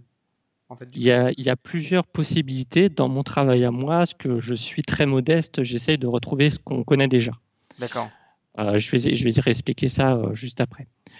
Mais il y a des bioinformaticiens qui vont plus loin et qui, à partir de données qui sont déjà publiées, qui les réutilisent, qui les exploitent d'une autre manière afin de déterminer des connaissances nouvelles. Et c'est en général ce qui est fait dans le domaine, parce que c'est plus facile de vendre un article scientifique s'il y a une nouveauté dedans que Ouais, juste bien sûr. on a retrouvé quelque chose qui existe déjà. Mais il n'y a pas de problème éthique à se servir des données des autres pour Non, publier parce que quelque chose? les Ouais, données elles sont sont libres accès. publiques. Elles Ouais, sont c'est libre vrai. accès. Oui, c'est vrai en fait au Voilà. fond. Mais c'est marrant quand même que ça vraiment, on a vraiment l'impression que là les données, parce que c'est pas dans toutes les disciplines scientifiques qu'on va créer quelque chose vraiment de nouveau en allant chercher les données. Bah enfin si en fait, enfin moi dans mon cas, Peut-être. si Je ça sais pas. dépend les domaines, mais là pour le coup, c'est assez marrant la manière dont tu l'as présenté en tout cas. Ça, on dirait que C'est érigé en ça art. fait un peu parasite quoi. Ça fait un le- peu de moi ça, je fais mon truc, je trouve quelque chose de nouveau et je publie. Mais en fait, Mais c'est bon, normal. Les oui quantités, elles c'est sont normal. tellement gigantesques que juste passer, je sais pas combien de temps ils ont passé pour faire ça, mais ils ont probablement passé plusieurs années juste Ouais, à écrire ce papier-là. ouais. Et c'est rigolo parce que ces données-là, ils ont publié dans ce papier-là, mais ils l'ont réutilisé sur 2, 3 autres papiers Ah ouais, qu'ils ont c'est publiés les mêmes. derrière. À chaque fois, ils ont toujours le même jeu de données, c'est rigolo. Parce que ça coûte aussi extrêmement cher ce type Oui, d'expérience. de les générer, ouais, initialement. Tu t'avais dit déjà pour le séquençage, ça coûte 1000 balles un échantillon. Après, tu as Comme... des moyens de réduire les prix en jouant sur ce que tu cherches véritablement, mais là, il y a du fric qui a été mis dedans, quoi.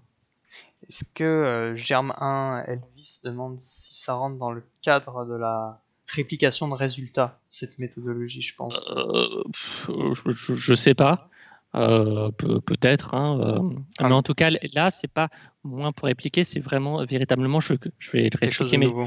je crée un nouvel outil et j'ai besoin de savoir si les résultats de mon outil ils sont cohérents. Ah oui, c'est ça, ouais. Et Ok. donc, si je veux savoir s'ils sont cohérents, il faut que j'ai quelque chose pour comparer.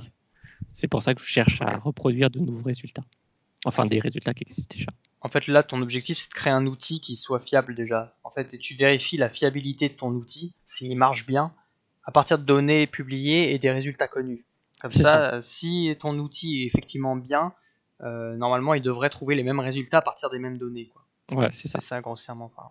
Et le cycle cellulaire, c'est quelque chose d'extrêmement bien connu. La levure, il y a des centaines, voire des milliers de papiers sur le sujet. Il reste plus grand chose à trouver dedans. On connaît pas tout, mais les connaissances dessus sont assez solides. Ok, ouais, c'est cool. C'est pour ça qu'on a sélectionné aussi ce type de processus. C'est pas pour rien. Understood. Ça marche. Donc le logiciel, en fait, plus précisément, il contient en fait un ensemble d'outils qu'on appelle en informatique des algorithmes. Donc sans rentrer dans les détails, on a des données qui vont être traitées de manière successive par différents algorithmes.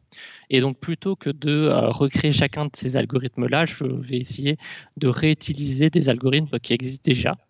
Et donc la nouveauté du logiciel va résider dans la manière dont les algorithmes sont arrangés entre eux, et de la manière dont, et aussi sur les parties où il n'existe pas de certaines choses. Donc en fait, je vais désigner en gros le processus complet du logiciel, je vais repérer les endroits où il y a où j'ai besoin d'algorithmes, et je vais voir si les algorithmes ils existent déjà. S'ils n'existent pas, je vais devoir les créer. Il y avait une question sur encore de Germe 1 Elvis sur qu'est-ce que apporte ton nouvel outil que tu développes justement. Alors oui, c'est une bonne question. Alors je ne vais pas rentrer dans les détails, mais en gros, c'est compliqué d'analyser des données et on n'a pas beaucoup de méthodes informatiques pour les analyser de manière dynamique en prenant en compte l'aspect temporel de l'évolution des mécanismes. Je n'entre pas dans les détails, mais ça, il y a très peu d'outils qui le font. Et ça, j'essaye d'en développer un nouveau qui a aussi d'autres avantages par rapport aux quelques outils qui existent sur le marché, je vais dire. Après, pour déterminer des mécanismes, à partir de données, c'est pas facile, c'est même voire quasiment impossible. C'est surtout pour donner des pistes pour le biologiste, pour lui dire, voilà, tu as des choses à tenter expérimentalement et tu vas... Ça te donne une idée, quoi. Parce que tu ne peux pas tout faire en tant que biologiste. Tu es limité en nombre d'expériences et en nombre de temps. Donc, il faut te défricher le travail. Donc après, c'est marrant que tu renvoies la balle, quoi, quelque part. Parce que le biologiste, il te fournit des données. Ouais, c'est ça, c'est donnant. Le biologiste, il te fournit des données à traiter. Et tu développes ton outil. Et avec ton outil, tu découvres des choses qui pourraient être intéressantes en biologie à exploiter. Après, tu lui fais part. Et donc, lui, il peut, du coup, de son côté... faire des expériences appropriées, jouer un peu l'échange, quoi. Et c'est ça que j'adore en fait véritablement dans la bioinformatique, c'est cet aspect collaboratif. C'est très intriqué, quoi. T'es avec quelqu'un et tu travailles ensemble avec cette personne pour dépasser tes limitations personnelles qui font que tu ne connais de la bioinformatique ou tu ne connais que la biologie. C'est marrant parce que voilà, c'est un lien très fusionnel entre le réel et le virtuel finalement, quoi. C'est ça, c'est vraiment très cool. C'est pas dans toutes les disciplines qu'on le voit, parce qu'au contraire, même dans beaucoup de disciplines scientifiques, on a tendance à avoir cette séparation entre les modèles et les observations, et on a un peu les deux teams, ceux qui créent des modèles dans leur coin et qui disent bah ça devrait se comporter comme ça, et après ceux qui observent et disent bah non ça marche pas, c'est tout modèle qui est faux, et il y a toujours plus cette rivalité là. Alors que là dans ce domaine c'est quand même très très proche et on travaille pas sans l'autre, quoi. C'est ça. Après, tu peux prendre les données, tu les traites et tu les republies dans d'autres papiers, mais bien sûr. Indirectement, tu as cette relation d'échange entre les deux communautés qui est vraiment cool. Il y a Metal Bobinou qui demandait si c'était lié au design science. Alors, c'est quoi le design science? Je sais pas de quoi tu parles. Peut-être qu'il parle de design experiment, qui est une méthode pour... je sais pas si c'est ça, hein, ça se trouve il veut pas dire ça, mais le design experiment, c'est en gros, on va dire une approche un peu, plus statistique que informatique, je dirais, pour designer, pour créer des expériences dont l'objectif c'est de réduire le nombre d'expériences et d'éviter d'en faire des caisses. Quand tu veux étudier un phénomène en particulier, tu as plusieurs paramètres. En français, c'est les plans d'expérience, je crois. La planification expérimentale. Voilà, toi tu dis Ok. ça comme ça. Et je pense que c'est peut-être Peut-être ça dont différent. tu fais référence. Mais je crois que c'est différent. Ok. Alors, si oui et non. C'est-à-dire que dans la théorie, c'est ça. En pratique, bon, ça marche pas forcément, ou c'est pas autant que ça, ou enfin, c'est assez compliqué. Je veux pas trop rentrer dans les détails, mais en tout cas, il y a des gens qui font en bioinformatique, qui font spécifiquement ça, c'est-à-dire qu'ils designent leur logiciel de manière à être une itération. J'ai vu ça en conférence, un mec qui développe, qui fait une start-up et il a développé un logiciel pour permettre où tu as vraiment cette notion de try and retry pour le biologiste qui est vraiment cool.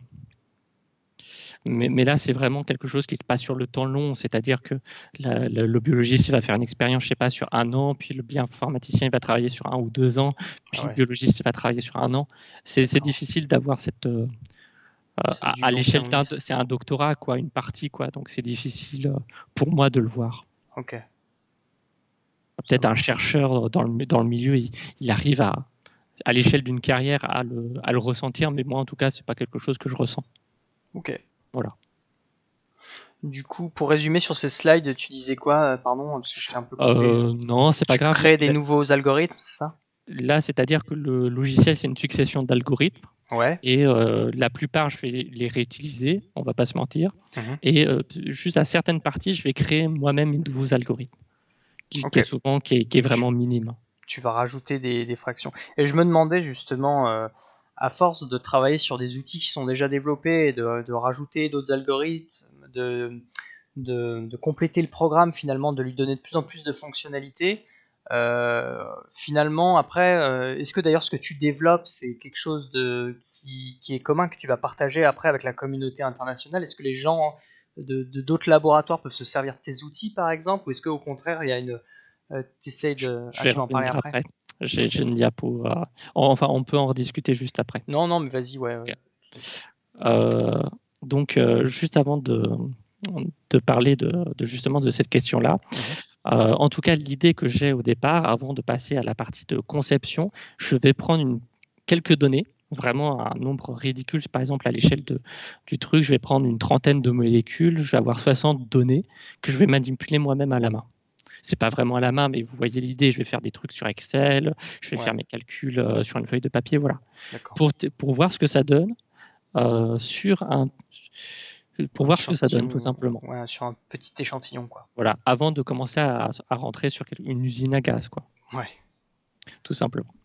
Et donc, avant de passer sur la conception du logiciel, il faut s'interroger sur ce qu'on appelle une liste de besoins. C'est-à-dire, on va décrire ce que doit contenir le logiciel et comment il doit se comporter. Moi, pour mon logiciel, il doit être facilement installable et ne pas avoir besoin de programmer. Souvent, les logiciels en bioinformatique, on a besoin de savoir programmer. Moi, je veux faire un logiciel qui s'adresse à des biologistes. Donc, il faut que ça soit accessible pour eux, pouvoir visualiser les résultats facilement, que ça soit rapide, etc. Qui est une interface utilisateur, quoi. Un truc où... Voilà. Ou quand tu double-cliques sur l'icône, ça t'affiche un menu et que tu arrives à comprendre quand tu cliques sur ce que le bouton fait ici, etc. Quoi. Donc tu fais aussi tout le... tu fais la partie graphique aussi. Et... Qui te dit, ah oui, l'infobulle aide. Le LED qui n'aide jamais. Ah, mais souvent dans les bons outils bioinformatiques, ce sont des outils qui ont des infobulles. Ouais, ok. Infobulles. Voilà, parce que souvent le bioinformaticien est, comment dire... est paresseux et ne fait pas ce genre de choses. Donc, il se rend pas compte qu'on comprend rien à ce qu'il fait s'il explique pas un peu, quoi. Alors, pour ta question vis-à-vis de la réutilisation de la communauté, alors là justement, j'utilise un truc qui l'illustre bien. Alors moi, j'ai dit que je parlais de réseaux, et les réseaux biologiques qui sont gérés par un logiciel qui s'appelle Cytoscape, qui permet de visualiser les traités, les réseaux. Alors j'en parle parce que ça peut intéresser des gens, vu que ça se restreint pas à la biologie. En fait, ça marche avec tout type de réseau, et c'est vraiment très pratique à utiliser. C'est pas très connu en dehors du monde de la bioinformatique. Néanmoins, ça le mériterait parce que c'est très facile à utiliser et ça fonctionne super bien sur toutes les plateformes. Donc, si des gens veulent faire des réseaux, vous avez à cette disposition Cytoscape. Et Cytoscape, l'autre avantage, c'est qu'on peut installer des extensions à ça, ce qu'on appelle des apps, comme des apps sur Android. Et donc, moi, mon outil, c'est une extension de Cytoscape. Et l'autre truc qui est rigolo, c'est que j'utilise des autres apps de Cytoscape. Pour faire j'ai parlé d'algorithmes qui sont réutilisés, ça fait que j'utilise des algorithmes qui appartiennent à d'autres apps. D'accord. Parce que je suis paresseux et j'ai la flemme de refaire des trucs qui existent déjà. Ok. Donc, mais ces autres apps, elles ont été développées par d'autres personnes, quoi. C'est ça, d'autres chercheurs. Je ne connais pas. Je leur ai envoyé un mail pour leur poser des questions spécifiques, mais je ne les ai jamais vus, jamais discuté avec eux. Donc, je sais juste que leur truc, il fonctionne et je l'utilise. Donc, tu as un Cytoscape qui est un peu customisé, on peut dire. C'est ça. Où il y a ce que toi, tu as développé comme outil dessus et plus des bouts d'autres personnes. Ouais. Et ça, du coup, c'est admis. Enfin, les chercheurs sont contents de partager ça, ou il y a un peu comme peut-être de la concurrence aussi. Les gens gardent leur bout de programme ou je pense que ça dépend beaucoup des gens. En tout cas, moi, je n'ai jamais rencontré quelqu'un qui veut garder son truc pour soi. Parce que je pense que ça vient du fait que le marché des outils en bioinformatique est assez dynamique, on va dire, où il y a beaucoup de concurrence ou de différentes options pour faire certaines choses. Et donc, toute la difficulté, c'est de faire en sorte que son outil, sur lequel on a passé quand même un certain temps, soit réutilisé par d'autres personnes. Il y a quelques outils qui sont utilisés par tout le monde et il y a beaucoup d'outils qui ne sont utilisés par personne. Et ça, c'est un peu dommage. Quoi. Ouais, c'est vrai. Vous êtes une grosse communauté d'ailleurs, je ne me rends pas compte. En bioinformatique. Je ne sais pas, à l'échelle de la France, par exemple, on a une conférence nationale de bioinfo où il y a environ 500, 600 personnes chaque année. Ah ouais, quand même, ouais. Juste française, c'est ça? Ouais, juste française. Ok. Après, c'est la bioinformatique, comme je l'ai dit, au sens large, donc il y a de tout, vraiment de tout. Okay. Et de toutes les dynamiques. Après, spécifiquement, moi, je fais de l'extraction de sous-réseau. Je ne rentre pas dans les détails, mais en gros, sur mon champ disciplinaire spécifique, on fait chaque année une conférence de 30-50 personnes. Et peut-être sur spécifiquement moi, ce que je fais, peut-être on est 2 équipes en France. Ah, 2 équipes. D'accord. Que je connais. Ouais, quand c'est plus le milieu, quand c'est un petit milieu en général, on finit par se connaître facilement, travailler ensemble. Voilà. Ok. Donc c'est beaucoup et c'est aussi pas beaucoup comparé à d'autres disciplines scientifiques. Oui, c'est vrai. Ouais. Je peux dire qu'en astrochimie, on est moins que ça. Enfin, ça dépend de quelle partie de l'astrochimie. Mais ouais, aussi, on est quand même moins. Ouais. Français, ouais. Ok. Du coup, dernière partie. On a tout un raisonnement en bioinformatique qui, je pense, est assez spécifique de la discipline, en tout cas qui n'existe pas, qui n'est pas du tout le même en biologie. L'idée, en gros, c'est qu'à partir du logiciel, on va générer des résultats qui ont la forme de graphiques comme ça. L'idée, c'est d'avoir quelques indicateurs qu'on va utiliser pour attester de la performance du logiciel. Donc en gros là c'est des pourcentages et j'essaie que mes pourcentages soient le plus haut possible. Je n'entre pas sur le dans le détail des scores, mais en gros tu évalues la force, l'efficacité du logiciel. Voilà. J'ai des queries, donc c'est-à-dire c'est différents jeux de données que je teste et j'ai aussi un paramètre ici, la balance que je peux réguler pour voir les différences. Ok. Parce que tu sais ce que le jeu de données que tu testes, tu connais le résultat que tu devrais obtenir, c'est ça? C'est pareil? Ouais, j'ai une idée j'ai un ensemble de choses que je dois obtenir et qui est exprimé en pourcentage. En gros, là, j'obtiens 10 à 15% de ce que je souhaiterais à la fin. D'accord. Ce qui est bien ou ce qui est pas bien quand on évalue le truc? C'est très décevant, néanmoins les autres ils font pas mieux, donc voilà. En fait, ce qui est intéressant, c'est pas forcément le résultat quantitatif, c'est de comparer aux autres. Ça peut, et c'est aussi là spécifiquement sur mon projet de recherche, on cherche à démontrer que c'est possible d'utiliser ce type d'approche. Pour ensuite que d'autres chercheurs réutilisent et l'approfondissent. Cool. Voilà. Donc on se pose un certain nombre de questions qu'on appelle du benchmark. Donc en gros, est-ce que le logiciel est efficace? Est-ce que j'obtiens les résultats que je veux? Est-ce que mes résultats sont robustes? Le terme de robuste, c'est-à-dire est-ce que si je change mon paramètre ici, j'obtiens plus ou moins la même chose à la fin? C'est très important parce qu'on ne souhaite pas que si on change une virgule d'un paramètre, j'ai tout qui soit différent. La capacité d'un logiciel, c'est aussi sa robustesse face à des paramètres qui sont différents. Ouais. C'est marrant parce que ce terme de robustesse, il est utilisé aussi dans d'autres sciences et il veut dire grossièrement ce que tu veux dire. Enfin, c'est-à-dire En informatique, ouais. Enfin, en informatique, oui, mais même dans les autres sciences, c'est-à-dire qu'il y a cette notion de si on change, on fait varier un paramètre beaucoup, ça va pas faire varier énormément le résultat Ouais, c'est ça. final. C'est ça. C'est ça. Oui, mais aussi dans les autres sciences, c'est le cas. Enfin, quand on étudie certains phénomènes qui dépendent de plusieurs variables, de plusieurs paramètres, C'est on peut ça. dire qu'un système est robuste si, en modifiant beaucoup les paramètres, ça change pas beaucoup le résultat. Bref, c'est tout. Voilà, donc c'est tout un ensemble de questions qu'on se pose et sur lesquelles il va falloir répondre pour pouvoir écrire l'article scientifique à la fin, qui va permettre de publier de manière officielle le logiciel. En général, un logiciel qui n'est pas publié, on le regarde à 2 fois avant de l'utiliser. Ok. En général, on ne l'utilise pas. Moi, je n'utilise pas de logiciel non publié. Ouais, parce que ce sont de mauvaises factures. Pas forcément, mais c'est juste que derrière, s'il faut attester devant des pairs de ce qu'on utilise, s'il y a un truc qui n'est pas publié, ça veut dire qu'il n'a pas été reviewé. Donc, ouais, c'est ça. Donc il faut démontrer que c'est soit performant et on ne veut pas il faut démontrer. bien répondre à toutes tes questions là que tu as mis. Faut le justifier auprès des pairs et de la communauté. Et moins on a de trucs, moins on a d'éléments qui ne sont pas déjà publiés, plus c'est facile d'écrire le papier parce que ça fait moins de choses à tester, tout simplement. Ok. Voilà.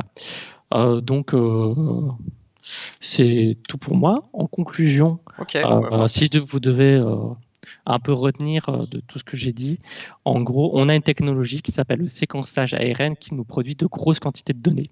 Donc, on va avoir besoin de bioinformaticiens pour traiter ces données. Spécifiquement, moi, j'utilise des réseaux biologiques.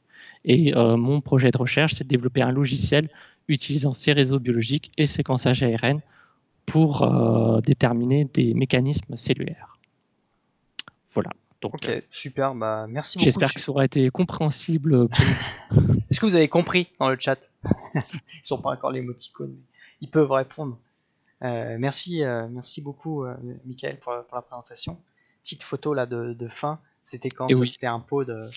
Et là, on a. Bientôt? Non, on a juste une réunion. On a 2 réunions d'équipe et toujours très axé sur la bouffe dans notre laboratoire. C'est bien ça. C'est important la nourriture. Et oui. Pensez à manger. Si vous voulez. On a notre enseignant-chercheur qui est auvergnat, donc il nous avait ramené du fromage.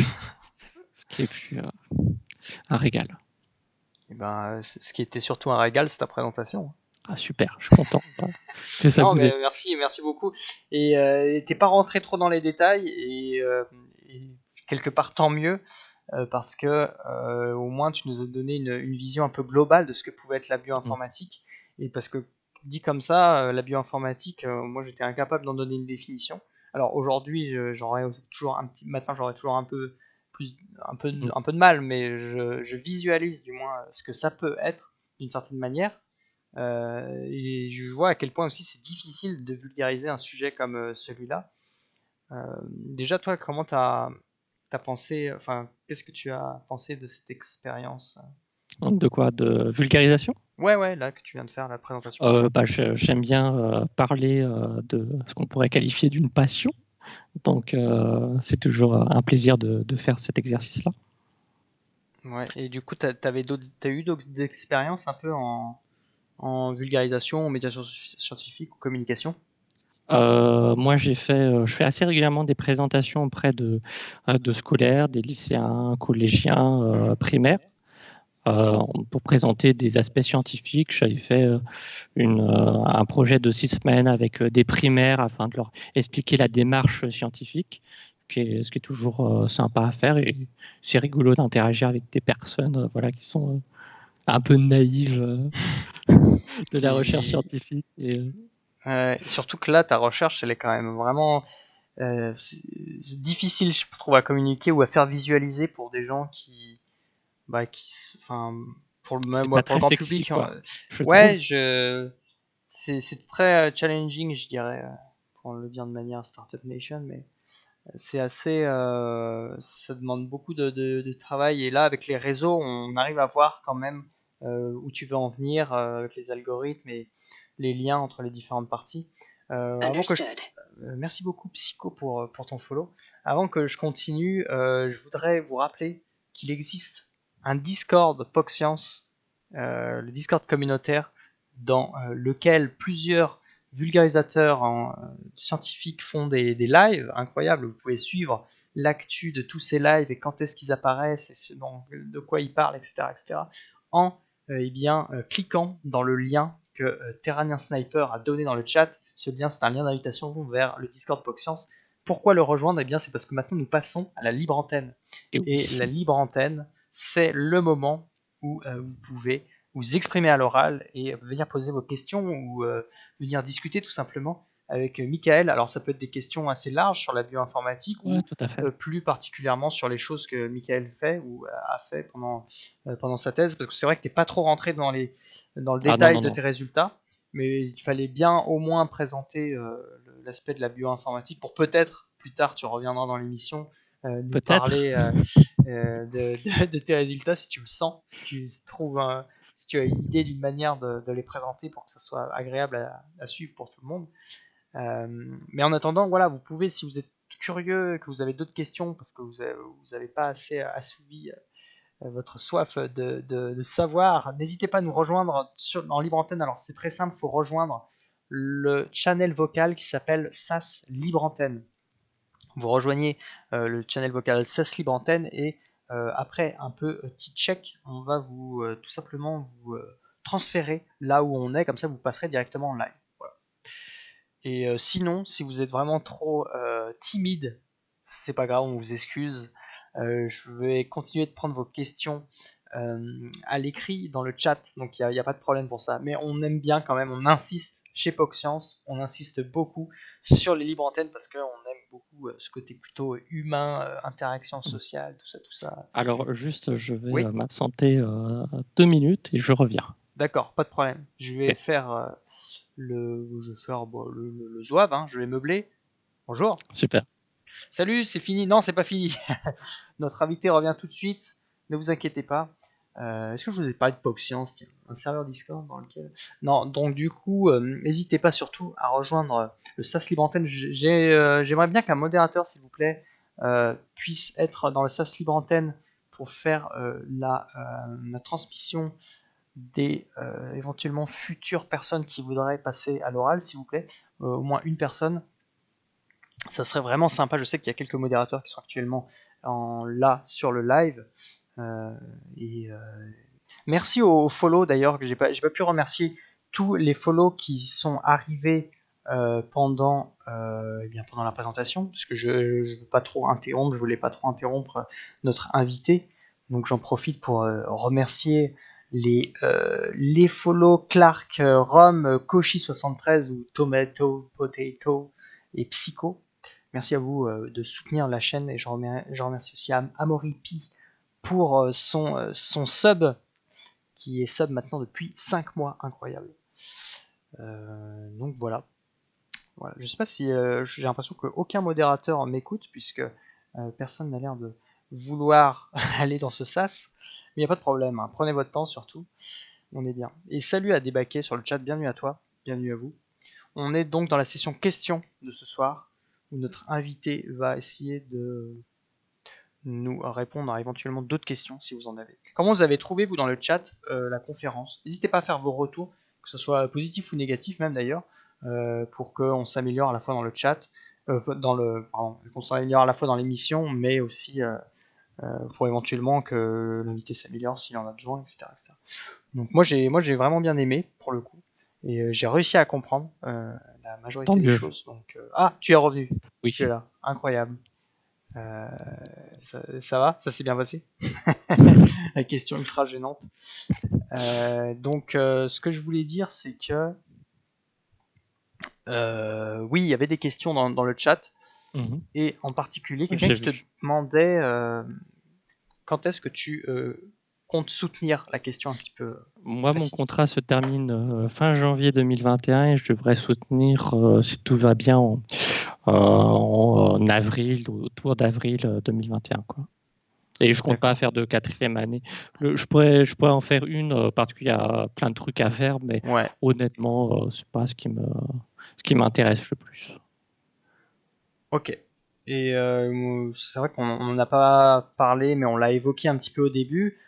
T'arrives du coup, ouais, vers la fin, entre guillemets. Mm. Et est-ce que tu comptes continuer sur cette lancée-là? Tu as déjà des objectifs professionnels qui sont loin de la recherche ou c'est vraiment un domaine qui te plaît plutôt?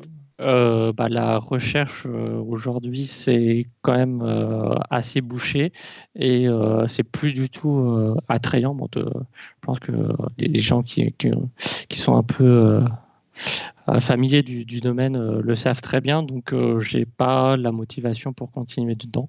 Donc je vais m'orienter sur une carrière privée probablement Mhm. plus dans ce que je fais actuellement. J'aimerais bien continuer sur la biologie ou la bioinformatique en général, mais peut-être plus en tant que technicien, plutôt en tant que chef de projet ou quelque chose un peu moins technique, quoi.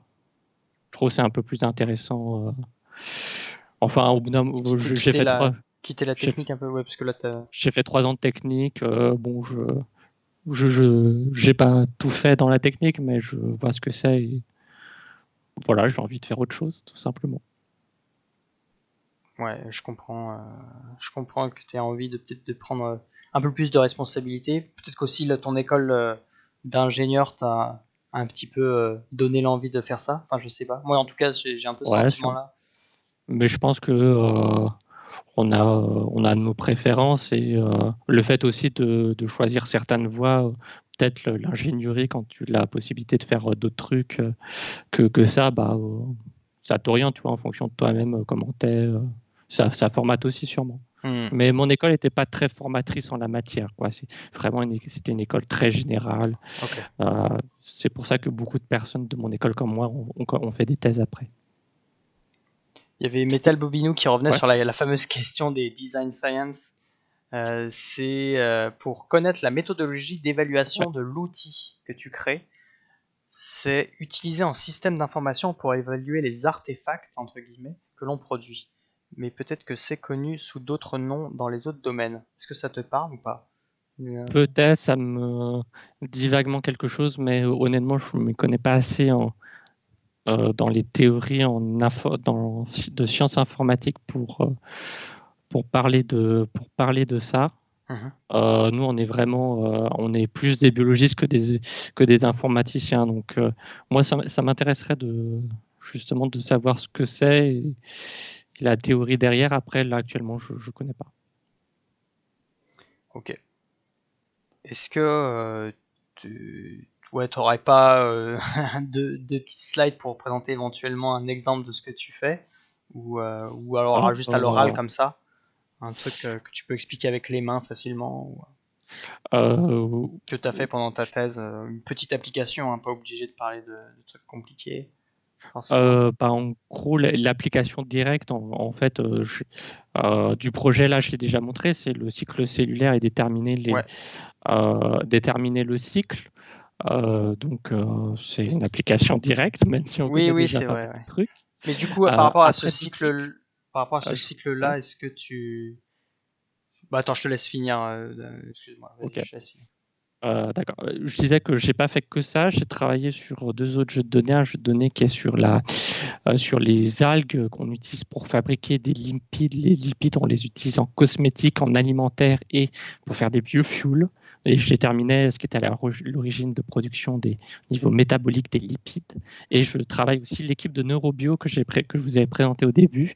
Eux, ils s'intéressent à la douleur chronique, c'est-à-dire pourquoi certaines personnes, après une douleur, elles continuent d'avoir toujours cette douleur-là, même si elles sont totalement guéries sur le plan physiologique.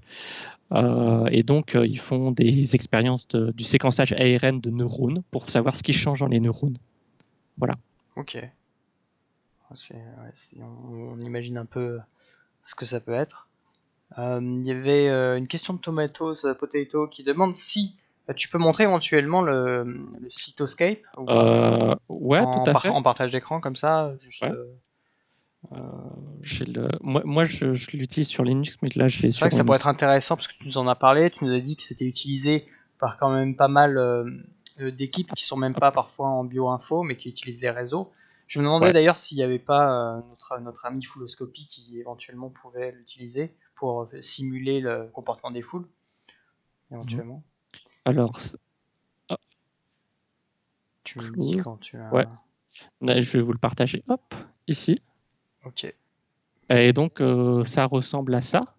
Donc, en fait, on peut jouer. J'ai déjà des trucs là qui sont chargés. Donc, en gros, vous avez une fenêtre principale et sur laquelle vous allez pouvoir jouer avec votre réseau. Alors, faut que ça cherche parce que Ouais, voilà. pas de problème. Donc là, ça doit être le cycle cellulaire de la levure qui est pas du tout en bonne forme. Mais en gros, vous avez chaque nœud, c'est un gène. Et une arête, ça représente une interaction physique entre gène-protéine. Enfin, je vous ai dit, c'est gène-protéine, pour nous, c'est la même chose. Donc, vous avez une interaction entre ces deux gènes. Voilà. Ok. Et donc, vous pouvez C'est quoi jouer les avec. excuse-moi, quand c'est des carrés ou quand c'est des ronds, c'est quoi? C'est juste la nature de... Si c'est un gène ou Euh, c'est autre chose? et là, non, c'est autre chose. C'est autre chose, c'est plus compliqué. C'est purement technique. Ça pas D'accord. m'intéresse. Par contre, vous avez des gènes qui sont en vert. Donc moi, c'est vraiment très moche, je suis désolé, mais Non, t'inquiète. on peut faire des trucs beaucoup plus jolis. Moi, je m'attendais à un truc plus moche que ça. Mais en gros, ça, c'est un gène qui appartient au cycle cellulaire de la levure. Le Donc, SWI4. ouais, c'est ça, qui Ok. est un gène central du cycle. Et en gros, ça, c'est un sous-réseau. Donc, j'ai un gros réseau. J'ai retiré tous les gènes qui sont a priori pas utiles pour exprimer le cycle cellulaire. Et Mhm. je garde un truc comme ça. Et parmi tous ces nœuds-là, il y a quelques gènes qui sont cruciaux et que je cherche à trouver. Ce sont les verts. Et plus j'ai de verts dans mon schéma, mieux c'est. Parce que c'est les verts qui expliquent le cycle cellulaire. Du coup, on veut du vert, tout simplement. Les autres, ils sont pas forcément utiles ou ils sont pas liés directement. Ok. Je suis désolé si c'est un peu technique, mais Non, mais ça donne une bonne c'est pour représentation. Je montrer trouve que c'est une idée. intéressant de voir ce que tu fais parce que tu nous as beaucoup parlé de la théorie, mais du coup, sur ton ordi, c'est vrai, qu'est-ce que tu fais? Et là, on voit un peu les choses sur lesquelles tu travailles. Donc, c'est aussi intéressant de voir ton quotidien quelque part, même si j'imagine que tu fais pas que ça. Et du coup, effectivement, Tomatoes Potato continue en demandant ton plugin à toi, enfin ce que tu as créé. Tu avais dit que tu avais créé ton propre comment on peut dire, programme App, dans le plugin, voilà, c'est ça, app, extension, ça. extension. Mhm. Ok. Lui, est-ce que tu peux le montrer déjà visuellement et ou éventuellement l'expliquer ou c'est Je encore l'ai une fois. pas installé sur Ah, il est pas là. sur le logiciel. Néanmoins, c'est en gros, ça fonctionne. C'est comme cela. Ça, c'est une app et en gros, tu peux faire des. euh, Ça, c'est pas mon app, c'est une app que j'utilise, mais en gros, qui te permet de sélectionner, de faire des trucs, quoi, tout simplement. Et c'est des interfaces comme ça. C'est pour ça que on appelle ça pour biologiste parce que c'est juste du clic, quoi. C'est juste du clic. Qu'est-ce que tu es en T'as pas, train de t'as, sous-entendre? t'as- Tu es en train de t'as pas sous-entendre que besoin de que savoir les programmer. biologistes, ils sont juste assez bons pour pouvoir cliquer, c'est ça? Oui, malheureusement. Ok, j'espère qu'il n'y a pas trop de biologistes dans le chat. Non, je pense Sinon, pas. ça va partir en live. En tout cas, moi, je le suis pas, donc ça va. Les chimistes, ils valent mieux que les biologistes ou c'est la même chose? Je ne rentrerai pas dans le débat. Ouais, fais gaffe. Hein. Je suis sur un stream orienté. Ouais. On va peut-être écourter la session questions si tu continues là.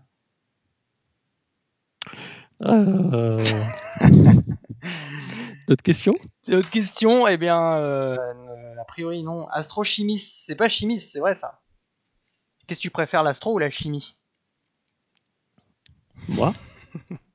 Non, Le chat? le gars qui est là-bas là. Oui, toi, ouais. J'ai dit tu. Je tutoie rarement mon chat, mais c'est vrai, vous, si je dois faire un sondage, tiens. en attendant. En attendant, n'hésitez pas à aller sur POC Science et venir poser vos questions. En plus, là, franchement, il y a de quoi poser des super questions sur ce que tu nous as montré, je pense. Je ne sais pas. Astro, hein. Venez me voir. Titiller. Et dans les autres applications, justement, de l'appli, là, du programme, à part en bio, on peut l'utiliser dans d'autres trucs, du coup. Enfin, tu connais des chercheurs qui l'utilisent dans d'autres domaines? Pas à titre personnel, mais je crois avoir vu passer des trucs, mais honnêtement, je m'en souviens pas. Mais vous voyez, vous n'avez pas besoin de faire de la biologie pour utiliser le truc. Ça pourrait être tout et n'importe quoi, que ça marcherait aussi. Oui, parce qu'il faut juste être assez bon pour pouvoir cliquer sur une souris, c'est ça? Ouais, voilà. Non, mais ça a l'air quand même. En fait, il faut quand même comprendre ce que c'est qu'un réseau et comment ça fonctionne, quoi. J'imagine, il faut un minimum de formation. Toi, comment t'as appris, par exemple, le logiciel? On te l'a donné, on t'a dit tiens, télécharge-le, démerde-toi, ou t'as eu une formation, t'as regardé des tutos en ligne, t'as fait quoi? Pour apprendre à utiliser Cytoscape, j'ai lu la document, je l'ai fait moi-même, quoi. J'ai lu la doc. Et au fur et à mesure, au fur et à mesure que je l'utilisais, j'ai découvert des fonctionnalités que j'ai appliquées. Pour l'utilisation, c'est assez bon, c'est tout en anglais, mais il y a pas mal de tutos ce que fait l'équipe de développement de Cytoscape, qui est une équipe publique aux États-Unis, qui développe leur logiciel. Après, pour la création d'applications de plugins, c'est beaucoup plus difficile. Leur documentation, elle est vraiment à chier. Et faut passer du temps. Je pense que j'ai passé 3-4 mois avant de comprendre comment le truc il fonctionnait. Néanmoins, quand tu as compris, c'est vachement puissant. C'est vraiment très bien fait. C'est juste la doc qui est pourrie. D'accord, c'est bête de perdre 3-4 mois de thèse pour apprendre juste à se servir d'un... Enfin, je sais pas, t'en penses quoi? C'est pas un peu... J'ai pas le choix, donc finalement, voilà, c'est comme ça. J'aurais aimé que la doc soit un peu mieux faite et qu'il y ait plus d'exemples, du tuto, quoi. Mais bon, après, c'est pas aussi non plus super utilisé, quoi. La communauté est relativement petite parmi les développeurs Cytoscape. Ok. En tout cas, le sondage Astro-Chimie est lancé. N'hésitez pas à répondre. Vous pouvez même dépenser des points de chaîne pour corrompre l'état des votes. Super. Et sinon, on a une question de Vivi 2000. Comment on fait pour trouver dans les réseaux lesquels sont en vert? C'est vrai, tu en as parlé de les verts tout à l'heure. Tu peux rappeler ce que c'est, les trucs en vert? Ce sont les gènes qui sont impliqués dans la régulation du cycle cellulaire au niveau le plus intime, on va dire. C'est vraiment ceux qui sont à l'origine de la cyclicité du cycle. Mais ça, tu le sais, c'est toi qui choisis de les faire apparaître en vert ou Ouais, c'est moi. C'est pas le résultat de ton programme, non? Non, pas du tout. C'est-à-dire que j'ai une base de données avec plein de gènes et plein d'interactions entre ces gènes-là. Je sais parmi ces gènes-là lesquels sont impliqués dans le cycle cellulaire. Et j'extrais une sous-partie du réseau qui contient certains de ces gènes. Et donc, en fait, là, spécifiquement, c'est pas moi qui ai construit le réseau, c'est l'une des applications qui a extrait cette partie-là et qui a déterminé que c'est cette partie-là qui était intéressante pour expliquer les données. Okay. Et on peut voir que c'est même avec une application qui est publiée et tout, en fait, sur cette application spécifique-là, elle marche pas très bien. Parce qu'il y a 3, 6, il y a 7 gènes. Au total, on devrait en trouver 30 qui apparaissent pas dessus. Ah ouais, c'est pas terrible du coup. Donc c'est limité, mais on est au début de cette discipline scientifique. Ça n'a pas commencé depuis très longtemps, donc c'est normal qu'on soit à cet état-là en termes d'efficacité. Tu as parlé de la documentation tout à l'heure, tu regrettais qu'elle soit un peu plus développée et d'autres personnes dans le chat sont d'accord avec toi. Comment ça se fait que... Enfin, comment ça se fait? Est-ce qu'il y a des gens qui travaillent à enrichir quand même cette documentation et à faire en sorte de rendre tous ces outils plus accessibles ou c'est une équipe publique, donc ils ont j'imagine leurs propres difficultés. C'est déjà très bien qu'ils produisent un logiciel qui, en fait, en tant que développeur, quand tu connais le truc, je ne suis pas spécialiste en développement Java, mais ça semble très propre, quoi, par rapport à ce qui pourrait être fait Toutefois, au niveau de la doc, bah, ça fait partie tu vois, des contraintes quoi, qu'on a. Et ça demande beaucoup de temps, ça demande beaucoup d'efforts à faire et c'est pas. Elle est complète quoi. Je veux dire, il y a plein de trucs. Si tu cherches et que tu passes du temps à lire tous les trucs dedans, tu finis par comprendre, mais c'est long quoi. Il manque des exemples un peu progressifs. Mais ça, je pense que c'est dû au fait que la communauté est petite, donc il n'y a pas beaucoup de personnes qui, tu vois, qui arrivent dessus. D'accord, mais peut-être qu'avec le temps, ça va se Oui, je pense. développer. Ça s'enrichit continuellement au fur et à mesure des années. Si quelqu'un veut se lancer en bioinformatique, tu lui recommanderais de faire quoi pour suivre un peu ce parcours-là, enfin finir en thèse, qu'est-ce qui a un jeune? Ça dépend à quel point il est jeune. Mais je sais pas, par exemple, un étudiant de licence, moi, comme vous avez vu, j'ai pas cherché spécifiquement à faire de la bioinformatique. Alors, ça arrivait un peu comme ça parce que j'ai découvert les trucs, enfin les différentes disciplines et j'ai aimé ça. Donc je me suis progressivement spécialisé. Non, pas le SBS. Il y a des masters de bioinformatique qui sont très bien. Les masters de Toulouse le master de Toulouse qui est réputé. Il y a un master à Paris Sud, je crois, qui est aussi très réputé en bioinformatique.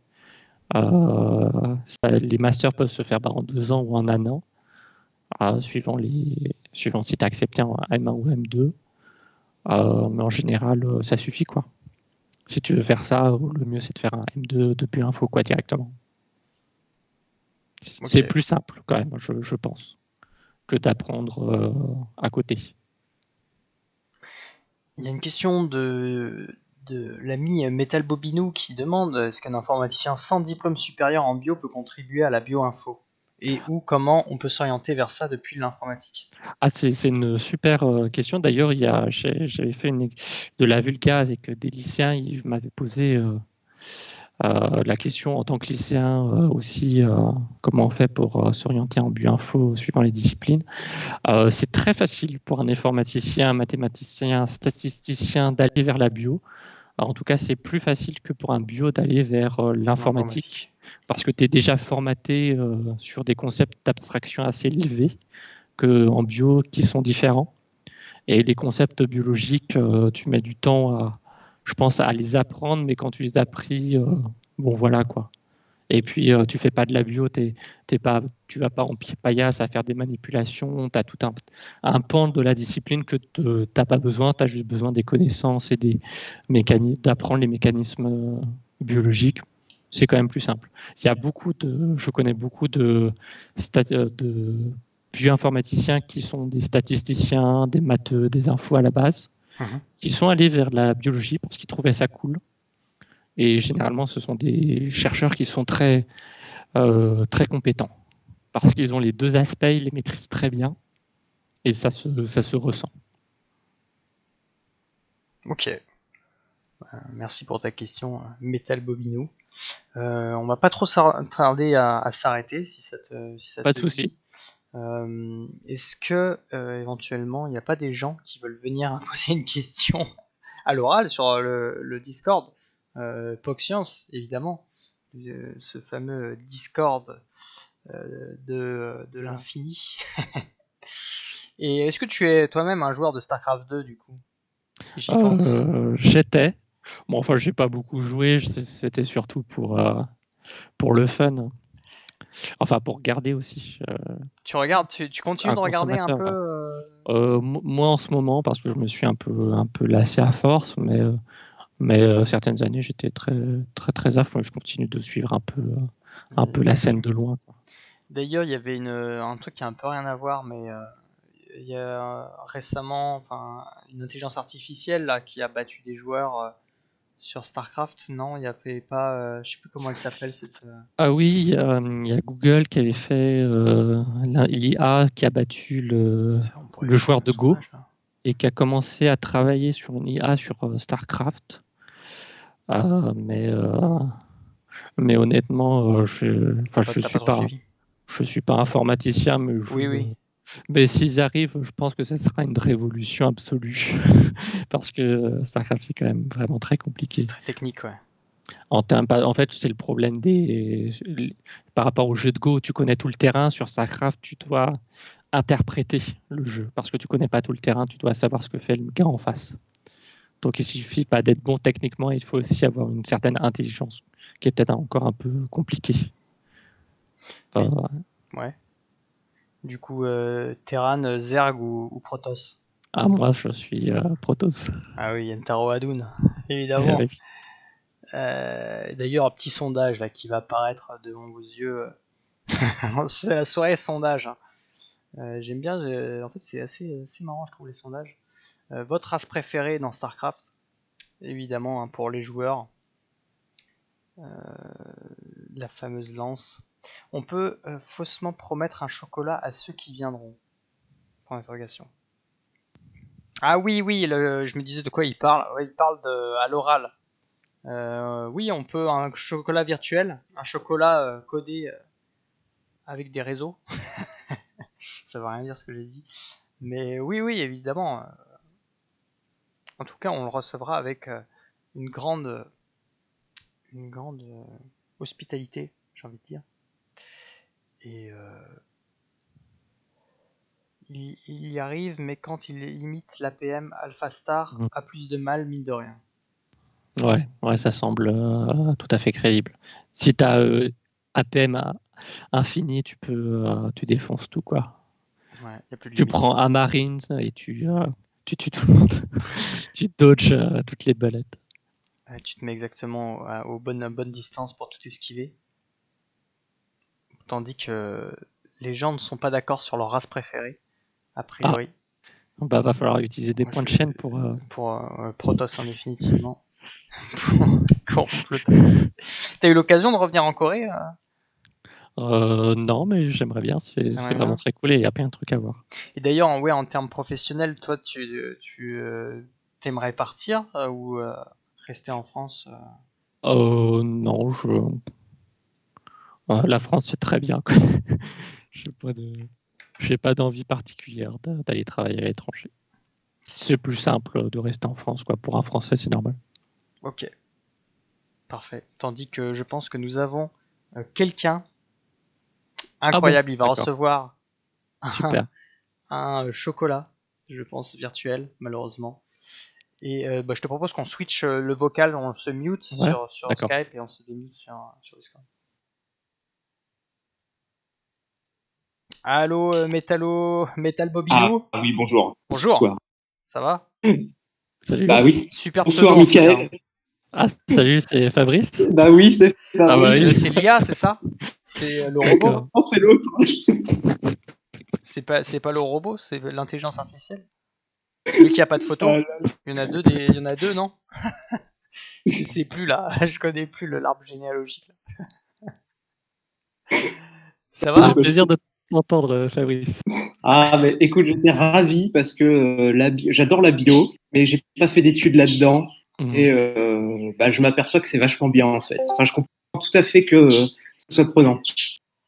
Et Ouais, bah oui. Et oui, ma question c'était sur le design science. En fait, c'est pour t'embêter. Yes, Ouais, on va aller jusqu'au bout, hein. Non mais c'est bien parce C'est que ça. au moins c'est pour ça que c'est fait. Je suis content que tu sois venu. J'ai hésité à le dire même parce que je voyais que t'arrivais pas à faire comprendre ce que tu voulais poser comme question et c'est parfait que tu viennes à l'oral. C'est justement aussi pour que tu puisses t'exprimer comme tu veux et que Michael puisse comprendre. Parfait.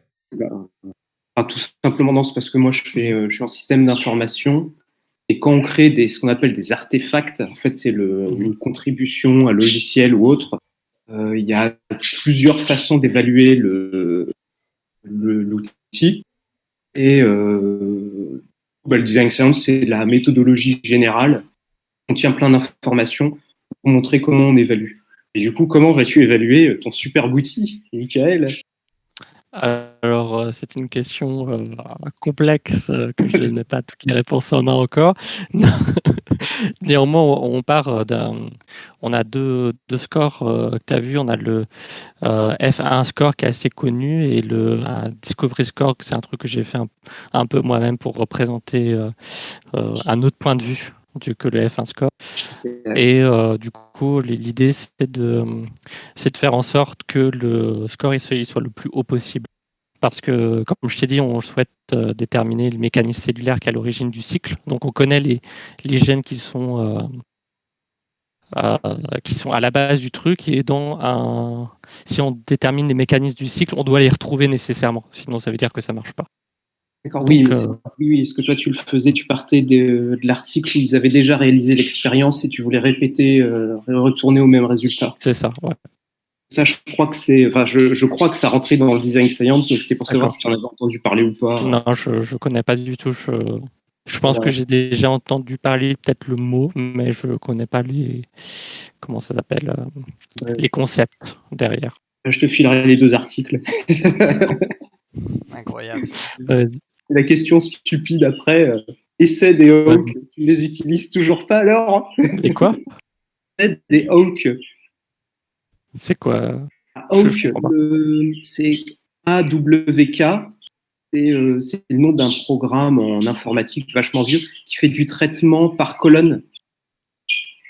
C'est un script, on écrit un script et ça fait du traitement des données par colonne et c'est super bien pour traiter des masses d'infos. Voilà, il y a je vois Tomato Potato qui le dit, Hawk, voilà, c'est parce que moi j'en fais en ce moment. Ah, t'en as pas entendu parler, bah, je suis déçu. Non. Après, je connais java.awk, je crois, Ah, qui est le gestionnaire de design, enfin de graphique de Java. ah non, c'est pas ça du tout. Non, d'accord. Non, bah écoute, Dommage. ok. Désolé Robin pour. Non, mais Perl, faites-vous plaisir, hein, même si c'est des questions techniques. C'est bien. ça c'est le point de vue informaticien, donc c'est pour ça que j'y vais. Yes, Et yes. voilà. T'avais une autre Bon, bah, Voilà. une question merci éventuellement? beaucoup. Désolé, Bon, bah, pas de problème. Fabrice. Ah, merci d'avoir répondu à mes questions. Pas de souci, n'hésite pas. Moi, j'ai une Bonne question soirée. pour toi. T'es plutôt Terran, Protoss ou Zerg? Alors, moi, en vrai, je suis plutôt Total Annihilation. Ah, zut. Mince. Bon, bah, on Ouais, va ça a t'inviter l'air à bien ce sortir jeu. de cette conversation. Voilà, Désolé, exactement. c'était la mauvaise réponse. Après, Fabrice, tu peux venir sur tout ce qu'on prend pour faire C'est vrai présenter ça. ton doctorat. J'ai hésité, en fait, mais par rapport à toi et aux autres, c'est que j'ai un gros problème, c'est que mon sujet de thèse, il n'y a pas de modélisation graphique. Donc, je peux pas montrer de graphique ou de trucs beaux à voir. Oh, c'est pas grave. Tu Tu montres Ah des bah, trucs de toute fais moches, des sinon. poids. façon, je suis en train de finir. Donc, quand j'aurai un truc beau, je reviendrai. Ça marche. T'as en quelle année? Ah bah, je suis en fin de 4e. Ça se passe bien? Il est pas bon en informatique. Ça va, tu positif? T'arrives vers la fin? Là, oui, je suis vers la fin, là, Mm. c'est clair. Pas trop dur la rédaction? Ah bah, je vais démarrer. Quoi? T'as pas fini encore? Et Horrible non, question. non, l'horrible Horrible question, question. j'ai pas démarré. Incroyable. Non, bah, bon courage, en tout cas. Bonne Ah, chance. Mm. merci, Ouais, C'est pas simple, mais tu verras, tu vas y arriver. Tu vas y arriver. merci. Le plus dur, tu c'est le dois y début. arriver. Non, mais Bah oui. ça va le faire. Le plus dur, c'est le début. Parce que enfin, c'est très très difficile de s'y mettre pour les premiers Non, chapitres et tout. Mais une fois que t'es lancé, que t'es dans le mood, que t'es bien organisé, c'est ça. Faut se trouver un cadre de travail, une organisation. Et voilà. Après, ça va le faire. Mais tu vas survivre. Merci. Bah, bonne soirée, Bonne merci soirée. pour Bonne Bah, pas de soirée, problème. Fabrice. Merci à toi pour au la revoir. question. Salut. N'hésite pas à faire de la bioinfo. N'hésite pas. Hein. Oui. Mais c'était la petite intervention de notre ami. J'ai déjà oublié son nom. Metal Bobinou. D'accord. Aka Oui, ok. Fabrice. Merci à lui. Et à moins qu'il y ait d'autres questions, je vous propose qu'on s'arrête là parce que ça va faire 2 heures pile, donc c'est parfait. On était dans les temps Mhm. que je voulais. Super. Donc merci à toi, Michael, d'avoir pris cette soirée pour nous avoir présenté la bioinformatique et nous expliquer Merci, c'était un peu cool. tout. Et avant qu'on se quitte, je te propose bien de nous dire le mot de la fin éventuellement. Est-ce que tu veux nous faire passer un petit message? Jouer Protoss. Jouer Protoss, d'accord. Très bien. Vous l'avez entendu, il n'y a qu'une seule race qui compte finalement. Et je ne dis pas ça par rapport D'ailleurs, elle est là, il est sur l'étagère. Je sais C'est pas vrai si qu'il y a les gens ont repéré. c'est vrai qu'il y a un décor d'un vaisseau Il là, y a, ouais, il y c'est a la ça. boîte des La Protoss boîte, là, ah oui, c'est derrière. ça, du troisième opus. La collector. La collector. Ouais. Merci Michel, ouais, c'est ça. Merci Michael pour cette intervention. C'était un super live. Les gens ont bien aimé, j'ai Merci. trouvé, j'ai l'impression. Et voilà, je vais te laisser là. Moi, je vais rester tout seul un peu avec les viewers pour débrief, mini débrief, voilà, juste pour parler vite fait des prochains lives. Je te dis du coup à bientôt éventuellement si tu veux revenir dans l'émission pour présenter ce que tu as fait durant ta thèse tout simplement. Très bien. N'hésite pas. Je vais réfléchir. Avec grand plaisir. Ouais. Réfléchis bien. Tu me diras ta réponse. Allez, je te laisse du coup. Salut. Merci encore. Bye bye. Bye bye. Salut le chat.